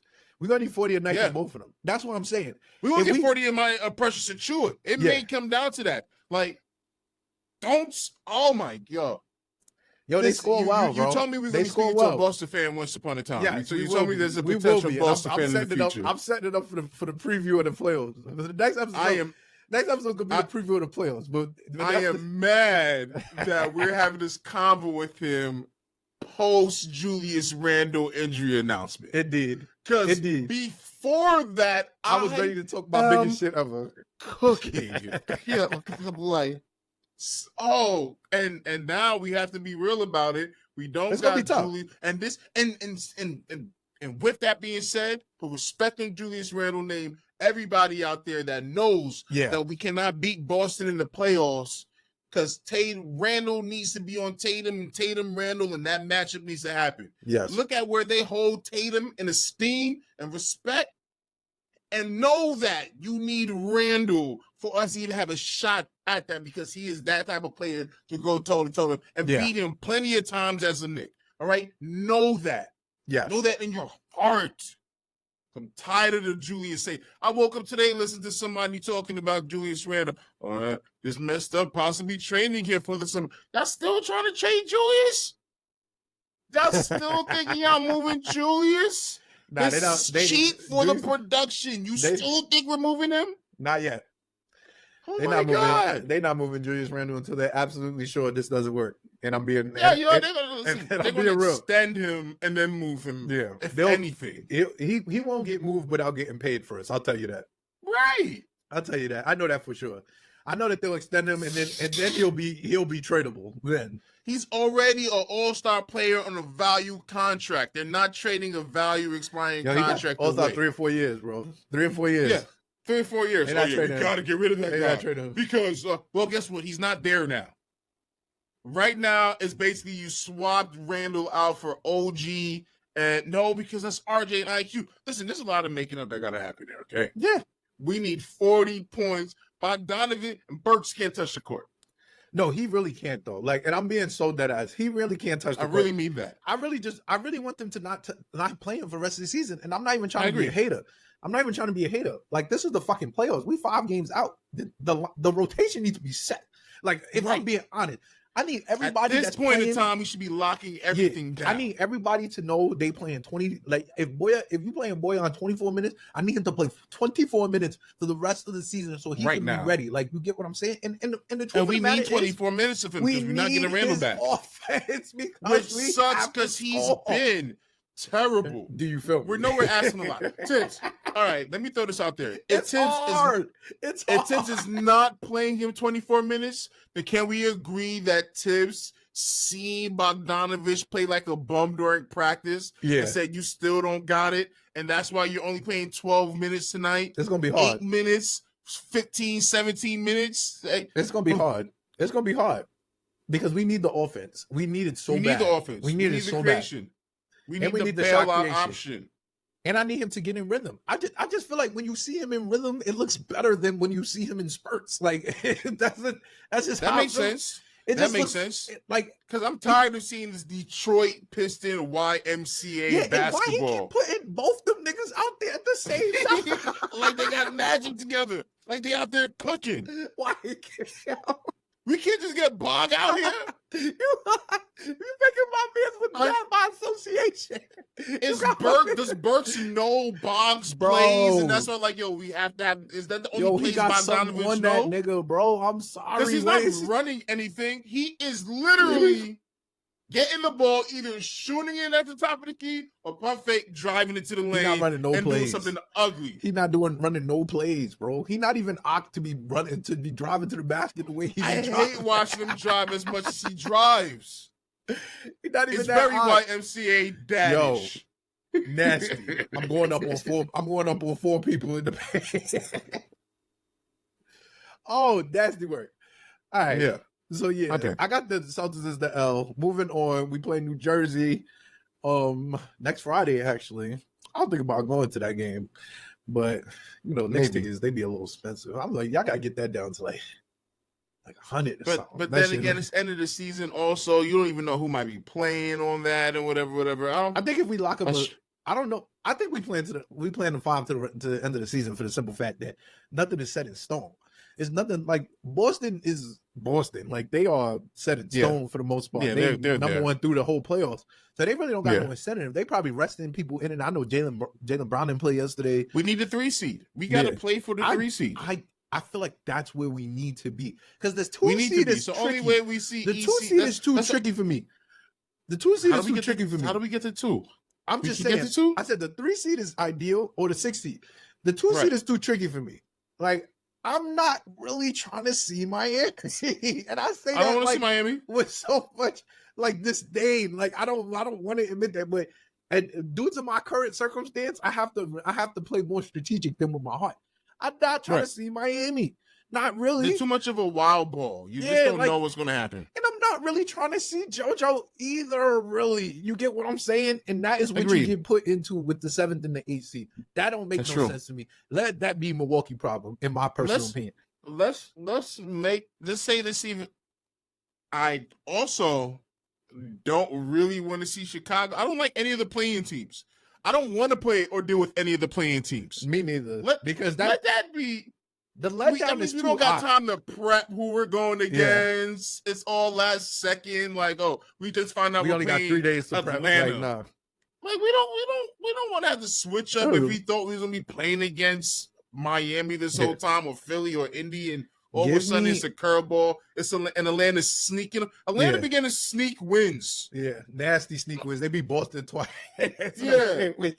Only team to do that. Like I want Boston to play Atlanta all season. The only team to beat them. The only team to beat them twice. I don't want to play them. And we beat them. Yes. I just don't want to play them. We feel very comfortable. I feel comfortable against Indiana and the Cavs. Those are the 2 teams I feel that's what most I want. Can we just have a nice playoff run, please? Yeah, like give me the Cavs. Give me the Hawks in the finals after they beat the Boston in the first round. Can we get some luck? Can we get some Miami luck? Like Miami. Don't we deserve some luck? Like, have the gods not been playing with us all year? Really walked into the playoffs, smoked the Bucks, beat us without a healthy Julius, and then smoked the fucking Celtics, bro. And it got cooked. It got cooked. Like, come on, bro. I need some good fortune. Yeah, I need some good fortune. This is nasty work. This is nasty work. Who else? What's the next? Next game? What was that last game just now? New Jersey. We gonna beat New Jersey. Nobody worry about Jersey. And then the last game is against the Bulls. Once again, round 4. That could be an important game for both teams. For both teams. I know they want home court advantage, obviously, in the play-in tournament for their game. That just makes sense. Oh no. We all right. I'm looking at this right now. Playing right now. Atlanta and the Bulls are basically playing for 9th and 10th seed. They home court up. Advantage. Yeah, home court advantage in the 9th and 10th seed. And being in the 9th and 10th seed of the play-in is a difference between winning 1 game or winning 2 games or some foolishness like that. No, being the 9th and 10th seed in the play-in, you still have to win 2 games. But if you lose 1 game, you out. So the 7th and 18, the 7 versus 18. Is you have to win 1 game, they come back again. The 9 and 10 have to win 2 games. Right. That's how, because you remember, Miami was the 7th seed originally, and then they lost to Atlanta, and Atlanta became the 7th seed, and then Miami beat Chicago. And then they Chicago for the 8th seed. And then went to the finals. And they went to the fucking finals.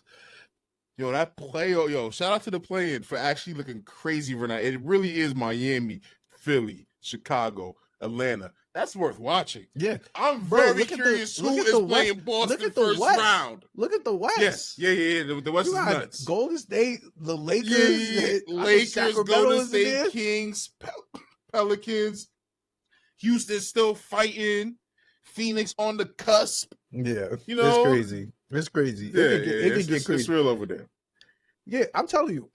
My dream matchup is for fucking that 7-8 seed. For Miami and Philly to stay in the 7th and 8th seed, and one of them play Chicago, and the other, one of them play the Celtics, and the other one play the Bucks. I hear you. Because I want the Hawks. I want the Hawks to go against Boston first round. Again, Boston got to earn something. Son. Trae Young not even back. That's DeJounte Murray. That's DeJounte Murray team. They winning without him. Okay, let's stop playing with my Hawks. Stop playing with my Atlanta people. I got fam out there, man. So cut it out. You got fam out there. Yeah, I do. ATL, what up? So I'm rooting for y'all, man. Yo, make the play-ins. Beat Boston. Oh, God. Yo, yeah, beat Boston. For no good reason. I don't even understand how y'all match up against them well. I don't. It doesn't look good on paper. No one matches well against Boston. No one. I would say the team, except for Miami, who's a wild card, and honestly and truly, I could see Philly doing something to them if JoJo is able to get Aki on them. Like if he's like ideal situation for Philly, 100% JoJo. If he's 100% JoJo in April, like that, he just took 2 months off to just really rest his shit, and he's healthy. That's gonna be tough for them because that's gonna be tough for everybody. I think he's the best wild card in the East right now. It's him, and then it's the Miami Heat as a team. Yeah. I hate this niggas. Oh my god. That's kind of why I don't want them to make it forward because you want them to get knocked out of the play-in. Yeah, I really do. I understand everything you mean about JoJo is more of a threat, and I just feel like, so what? They have JoJo out there. The Celtics got Porzingis. You score, I score. You block, I block. You board, I board. You whatever you do, I can do not better, but I got other guys to help me, and you just don't got those guys. So I don't. But Atlanta doesn't make sense beating them, but they done it. Yep. So don't make sense and go do it again. That's all I got for it. I don't want to deal with JoJo later on. I'm happy to see Atlanta again. I personally don't want the Knicks to have to deal with JoJo. I don't want to see unhealthy Mitchell Robinson. Yep, you're right. Or exhausted Hartenstein ankle, or Precious Achiuwa taking in for one of them. It makes sense. That makes sense. That makes sense. That's a good take. I give you that. Yep.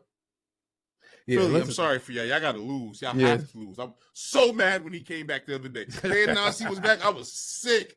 And the thing that sucks is that only one of the 2 wild cards can really get in, or both of them can get in.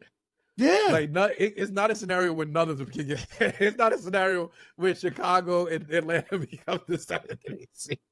That would be really ideal. Yo, no, we can't get that. That can't happen. That can't happen. Yeah, that can happen. Why not? Can Chicago catch Philly? Yeah, yo, listen, yo. Let the play-in happen. And let's get Atlanta. And we don't need Chicago in there. Chicago ain't doing nothing. We need Nah, you don't need Chicago in there. They're unserious. I need Chicago to lose, actually. Yeah. I need them to lose so they decide to blow it up. I need them to lose for 2 your own games in the personal play-in. agenda. Yeah, for my own agenda. I need DeRozan or Vucevic or Drummond or I need what they got over there. But that shouldn't even be a thing today. Indeed. And we all know that. The whole NBA knows that. But they managed to limp into the play-in still, so it's like, and that's just because everybody else really sucked. The difference between the 10th seed and the 11th seed is crazy. There's 6 solid games, and it's Brooklyn. Yeah, and we know Brooklyn sucks. So there were only 10 decent teams at least in the East this year. There wasn't 11. And all 10 of them won. And all 10 of them won in the playoffs. There you go. And they're all in here. And that's why they're still together. The Bulls looked at it was like, you know what?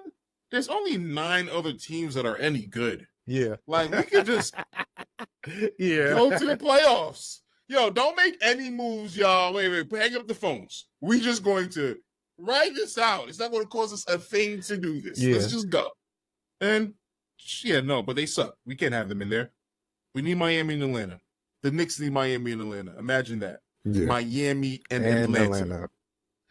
Nasty. Rivals. I hate both of them so much. But not as much. But it's Boston. It is Boston. More of a rival. I hate Boston more though, and that's real. And I'm not even gonna lie. I got real hate for Boston. I don't got none of that fake shit. Yeah, I don't got that for Miami or Atlanta. I enjoy hating Miami, and I get to mock Atlanta, even though they got us in the playoffs. But I hate Boston. Yeah, I hate Boston. I think it's the black in me that hates Boston. Yeah, Boston it has a lot to do with. Has a lot to do with the fact that they hate my stick. Right. It got something to do with it, people. I'm just being honest. Like, I hate Miami too. Like, we got real. Thank you for stepping on the ledge with me on that one. We got real street battles against Miami, but it's Boston is different. Like, we got real street battles against Indiana, but Boston is just. Like they hate me the person. Yeah, we got rap beef with Indiana. We got rap beef person. With like at least Miami fans hate me because I'm a Knicks fan. Right. Respectable. I can accept that. That's just fandom. You feel me? You hate me as an individual. American. You hate what I stand for. I can't fuck with you. Yeah, you just hate. Oh my God, that shit is hilarious. All right. Moving on. All right, I think I agree with all your calls for the wins and losses. 4-1. So what that put us 4-1? 4-1. But I don't agree with the final number, so I'm gonna just say 3-2. 3-2. 3-2 sounds more safe, right?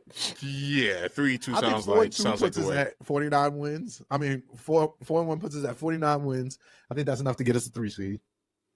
I just see Cleveland plays in 30 minutes. They play the Lakers today. That's a win. That sounds like a win for LeBron because the Lakers are turning up. They one of my sleeping teams in the West. I think that yeah, mine too. Actually, mine too. I actually think that what's the name? The young boys, the Thunder and the Thunder, and the Timberwolves, like they should not be trying to be in the 2 or the 3. Right. You don't need that. Yeah. I don't want no smoke with the Lakers. 1 to 2 seed. Put me down to 3 seed where I know somebody is gonna play somebody. That's such a bird. But I'm happy LeBron is in this spot right now. LeBron is it's tough. I give grace. Like, I know how the playoffs work, this, that, and third. Like, I just don't trust no young team. I don't trust no young team. Like, I haven't been proven that young niggas win in the offs ever. Like, I think the last young team I trusted was the KD Thunder team. And them niggas got put in the finals. Yeah. And they had 3 superhuman niggas on their team. Yeah. You don't just get teams like that. Yeah, like, I'm not saying the OKC of today is like the OKC of yesteryear. And I like Shea. And I like Jalen. Who and doesn't? I like Chet, you betcha. Like, I like them. That's the game that we should have got, that Thunder game. We should have won that game. Oh my God. We should have won that damn game. Refs once again. The refs. Yeah. The refs once again. Refs once again. Not calling that foul on Jalen Brunson. Give it to Shea. Yeah. He hit a tough one. He hit a tough one. I knew he was going to hit a tough one. I mean, I had a feeling he would. Josh Hart probably should have been on him. Deuce isn't the right size, but you know that the final shot has to be taken. 6'2" versus 6'7". You need to have your tall man line up out there. Versus 6'7". That wasn't. That's a Tibbs misstep. 6'2" on 6'7" is crazy. And if you're gonna argue about Tibbs, get the right argument. Don't tell me about minutes. That's not real. It's really that's not a real something. It's really matchups. And he's a defensive guy, so that shit looked even more nasty because he knew that Deuce, as much as he loved Deuce is 6'2". Hart, Precious, Hartenstein, put somebody taller on him, and it was only Burks. 2 seconds. Put somebody taller on him. Just if there's a switch. Next tall man on him. It was a tough shot, but he hits those because he's good. Yeah, he practiced those shots, and Deuce can't put a hand in his face and change anything. Not at 6'7". He knows that going in there, so he knows it's a practice shot. He's more of a, and he didn't have to dribble. Like if he put on the floor, okay. All he did was he stepped right into it. He turned right into it. He had a chance to steal the ball. Yeah, he turned right into it. He kept it high. Smart, and he pulled. Come on, man. It's all about IQ. It's all about IQ. Yeah, you keep the ball high. That's what they teach you in middle school. In that one. They teach you that in middle school. Keep the ball high. We should be third seed. We should be third seed. We should be. We need third seed. I have some confidence that we can still make this 3 seed. Yeah. You really want Indiana in the playoffs? I need a lot of things to switch up. I need this whole thing to remix. I don't want to see Tall Halliburton. And I know we're gonna do a playoff episode next week, so fine. I don't trust Tyrese Halliburton at all. I'm not even gonna lie to you. I don't want to see a tall point guard. I don't want to see him. I don't trust that nigga at all. I'm not even gonna lie to you. I believe you, but they managed to stay around. You know what? Nah, I super agree with you. I just don't trust that nigga at all, bro. You shouldn't. You know I like Pascal, but I don't trust that nigga at all either. You feel me? Like yes, I feel like that's my problem. Feel like I trust Pascal more than I trust Ty Halliburton. There we go. and that's I trust Pascal more than Halliburton, but I don't like the tall matchup point guard with Brunson. I just never like him going against tall point guards. I just don't like the way he looks. I'm letting you know right now. I trust Pascal more than I trust Albert. and that is a problem for Indiana. And that's my personal opinion. But that's only because you have Raptors history with you with Pascal and Randle. So you know he's good. There's a difference there. But Ty Halliburton, so here's my thing with Ty Halliburton, right? Like, and we'll dive way more deeper in this once the matchups is set next Monday. We'll dive way more deeper in this. But like Ty he's really good, right? Yeah. But he's really not like his game is based too much on flow instead of skill for me. You get what I'm saying? Like he racks his shit up fast. You get what I'm saying? Like if he's gonna have a big game, that shit is coming fast. Like he's like 10, 10, and 10 real quick. He's like Luka a little bit in the sense that in his stats are gonna come fast because it's flowy. It's flowy. He's in rhythm. You put that nigga out of rhythm, bro. He is not going to score. He's not going to score. I've seen it. He could go dry spells 3 quarters without scoring. 3 games without scoring well. Like that, all that tells me is that you have no bounce back ability. And what that tells me in the playoffs, when you need bounce back ability, like playoffs is all about bounce back ability. It's a star game. If you have a bad game 1, I don't believe in you in your ability to have a good game 2. Now, Pascal is battle tested. So if we would play Indiana, I'm not even gonna lie to you. I'm not really worried about Ty Halliburton. Like I'm worried about him in the sense that he's on the scouting report. I'm not an idiot. Right. You get what I'm saying? But when we talk about who am I putting my resources in?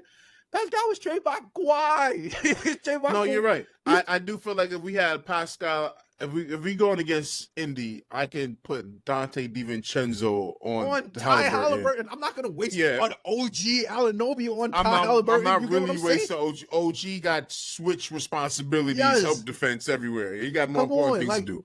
It's not like I'm looking at this and I'm looking at Ty Halliburton. Like I can't even think of like if this was I even give Dame a level of respect because I've seen it. You get what I'm saying? Like, I haven't even seen Ty Halliburton in the fucking playoffs, bro. It's the same way I feel about Shea. Like, I haven't really seen Shea in one playoff series, and he was bad. He was terrible. He sold Chris Paul, sold him in the playoffs. But he was young, and I gave him that because he's young. But Ty Halliburton, once again, he's young, and I'm gonna give him that because he's young. You actually made me feel better about all of this. I'm not worried about Ty Halliburton in the fucking playoffs. I haven't even seen him in the playoffs yet. Like, what are you talking about?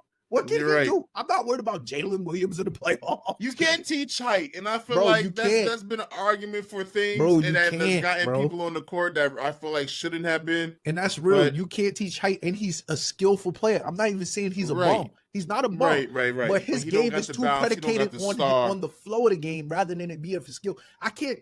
Can you trust Ty Halliburton to break down the defense? You get me? Like, everything I see this nigga do, bro, and I'm not even saying this as a hater, it's in spurts. Like, he's a spurts player. He's gonna come, he's gonna hit 4 threes in a row. You're gonna be like, yo, this nigga is wild.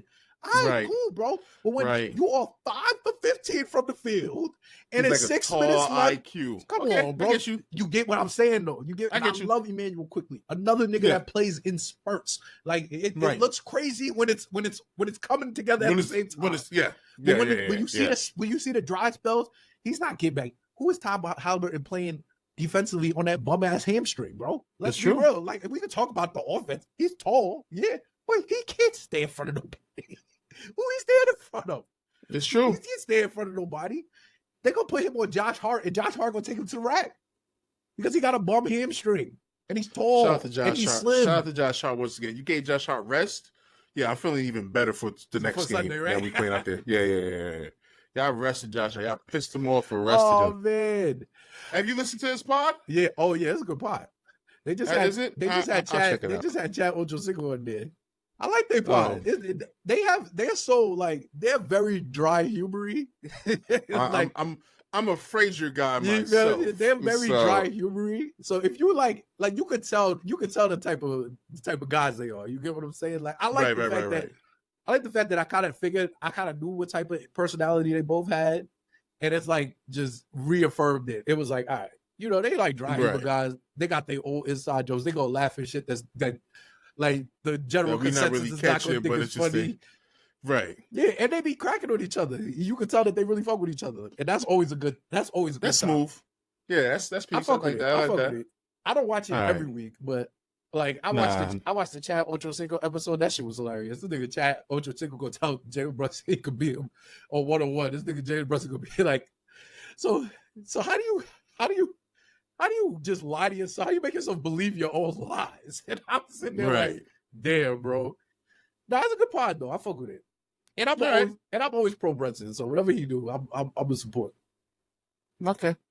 Just you know how athlete content creators are though. They be talking bullshit. I like that they created the pod. That happened within the 6 weeks. So we get to it sure did. It sure did. What I mean? So I like that they created the pod. I kind of feel like they setting up shop here because they plan to be here for a while, right? You know what I mean? Like, always a Knick. You feel me? I like that. Knick, always a Knick, and that's it. And I kind of like that for sure. But yeah, all right. To wrap this up, I don't have a Knicks for clicks. No, I don't got no Knicks for clicks. Everybody has said something stupid at this point in time within the last 6 weeks. And we could go off that too. There's just so many. Many. I'm gonna give my Knicks and clicks to Scott Foster of yesterday, man. Little Scott Foster, you are a fucking mob. I'm just I'm gonna give my Knicks and clicks to the referee review who said that they said they had to didn't deserve the foul contact in the other game against the Thunder. Fix. Yeah, this Scott Foster said there's a lot of questionable behavior going on. Josh Hart yesterday. I looked at the letter of the law for these rules, and I don't understand where I'm misunderstanding. I said you had to kick out Josh Hart. Yeah, you had to. Was it absolutely necessary? They know it because they know he's on every New Yorker's ticket. Yeah. You just come on. They got Come on now. I'm here. We gotta have a moment for the controversy somewhere. We need to have a segment to where you can just throw your controversial takes in there and be like, hey, Vegas, don't listen to this. CIA, you don't need no parts of this. Yes. My FBI agent could go take his bathroom break. Like, so you could really talk about the real because there's no way to excuse the last 3 games caused by referees. Nasty work. And it's been going on way longer than that. It's been for the most part of any loss that we had. And when I start hearing other people who aren't Knicks fans, and I'm hearing on other podcasts, I listen to the Joe Budden podcast. I love the Joe Budden podcast. I'm listening to Joe Budden podcast. And they're on there talking about how, the Knicks is good, Brunson is him, refs ain't giving them no calls. Nothing. We talk about music podcast. And they're like, and not Knicks fans. And they're like, I don't even like Knicks fans. But I'm seeing the proof that they're not giving him the calls that he deserves because he's the goods. Yeah. Everybody knows he's a star, and he's an all-NBA point guard. And this better not be a question when it comes down to picking the point guards for the all-NBA teams. And they're already questioning it. He should be an MVP vote getter. I need first team all NBA. Tim and Shea. All right, I'll give it to him and Shea. Nobody else. You want first team? First team. Dog? Who else? Name me a better. I agree, but they hate us. That's real. I think it's Brunson, Shea, and Luka that are the first team. Right. And I feel like they got mad people ahead of him for no good reason. I feel like they would justify. I feel like they could justify to themselves saying Lillard. Not even top 10 in MVP voting. He's fourth in the league. I know. It doesn't make sense when you had your team the 3rd seed, 4th seed, 5th seed for the most part, while you're missing 3 of your starting lineup, and the 4th person in your starting lineup was riding the bench for most of the year. It's absolutely unserious. I know. Absolutely unserious. But yeah, to wrap this up, man, this was a good episode. It was very therapeutic. We done gave y'all 2 minutes, 2 hours, 2:22, and of some good fucking Knicks content, man. Shout out to y'all. Heart. Thank you once again for tuning in to the Knicks In podcast, man. It feels good to be back. It feels good to be whole. It does feel good, man. I was about to hijack this. So I was like, I'm about to just call random people and talk to them. Like, hey, talk to me. We got to talk about my chest. And for sure, we back. We can't do it without you. The Smooth Family ENT. Yes, indeed.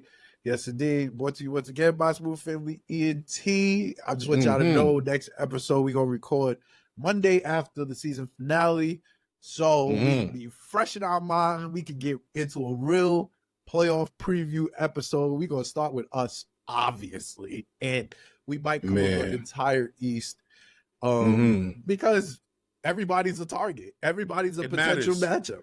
And everybody should have been food, man. Yes. Y'all are so lucky. Just know that. Just know that y'all lucky.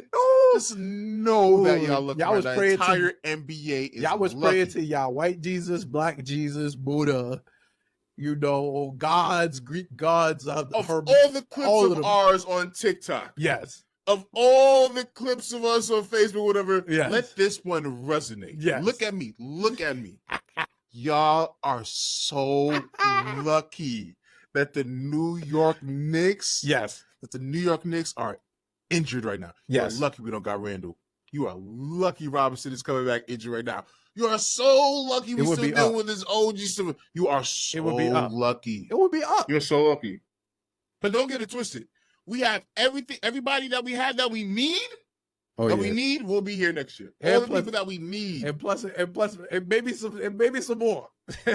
and we're bringing firepower because that KP move, that was the move of the year. It was between the offseason and the trade deadline. The best move that was made was KP to Boston, and that's the one move that we haven't made a move yet, or arguably to counter that yet. We got all the assets for it. It was subtle too. It was smooth. It was so clear, so smooth, so nasty. They talked about the injury history. It was everything. It was everything you needed. Weighed the risk. It's fine. You can be injured for most of the season. We just need you in the playoffs. We need that nigga for April. And he's had a good year all year. So that KP move was it. And I respect you, Boston, for that. But don't get it twisted. We was watching y'all prior to y'all getting KP. And you made that KP move. It gave y'all the heads up on us, but we're going to make the move. Oh, yeah. It's time. It's up for y'all. Knicks chip 2025. Just like it's been full for the rest of the NBA. Y'all are so lucky. Knicks chip 2025 is in full effect. I'm letting y'all know that for right now. I'm starting 14 months early. I'm starting 14 months early. Knicks chip 2025. Man, I'm about to go transfer some money from the brokerage account and put that money in FanDuel right now. You might get some good odds right now, too. I'm telling you, I don't know if I should do it before the season ends or if I should do it once they lose at some point in time in the playoffs. I don't know the best time to put the money on it, but know that I'm putting money on it. It's going in. The ticket is being booked. Gonna be how I buy this house. Yeah, tickets being booked, and I'm hanging it up behind me in the background. Yeah, y'all know. I put it in the bottom of the Bible, on the last page of the Bible. Just sit there until the end of the year. Get some blessings from me. It's good stuff. Indeed. Bro, appreciate you. Appreciate y'all out there. Follow us everywhere. Follow us everywhere. Sam Van Dam the man. At Knicks in number 6 IX Pod. You can follow me everywhere at Frostman Guru. You can follow us everywhere at Smooth Family ENT. And that's right. We looking for y'all. Sean is looking for you. Yo, man. Y'all gonna find me just talking to myself walking the streets right now. Just trying to get the rest of the Saturday. What should have been? What should have been? Y'all lucky. I got to be humble now. I got to be humble because it was about to be serious. Now, oh, man. Woo! But it's not over. It's not over. It's not over. The right matchups next week. We'll preview it. We'll talk about it. Oh, yeah. And then we'll know. We'll let y'all know how much y'all get to celebrate this year. We got y'all. All right. Peace, y'all. Peace.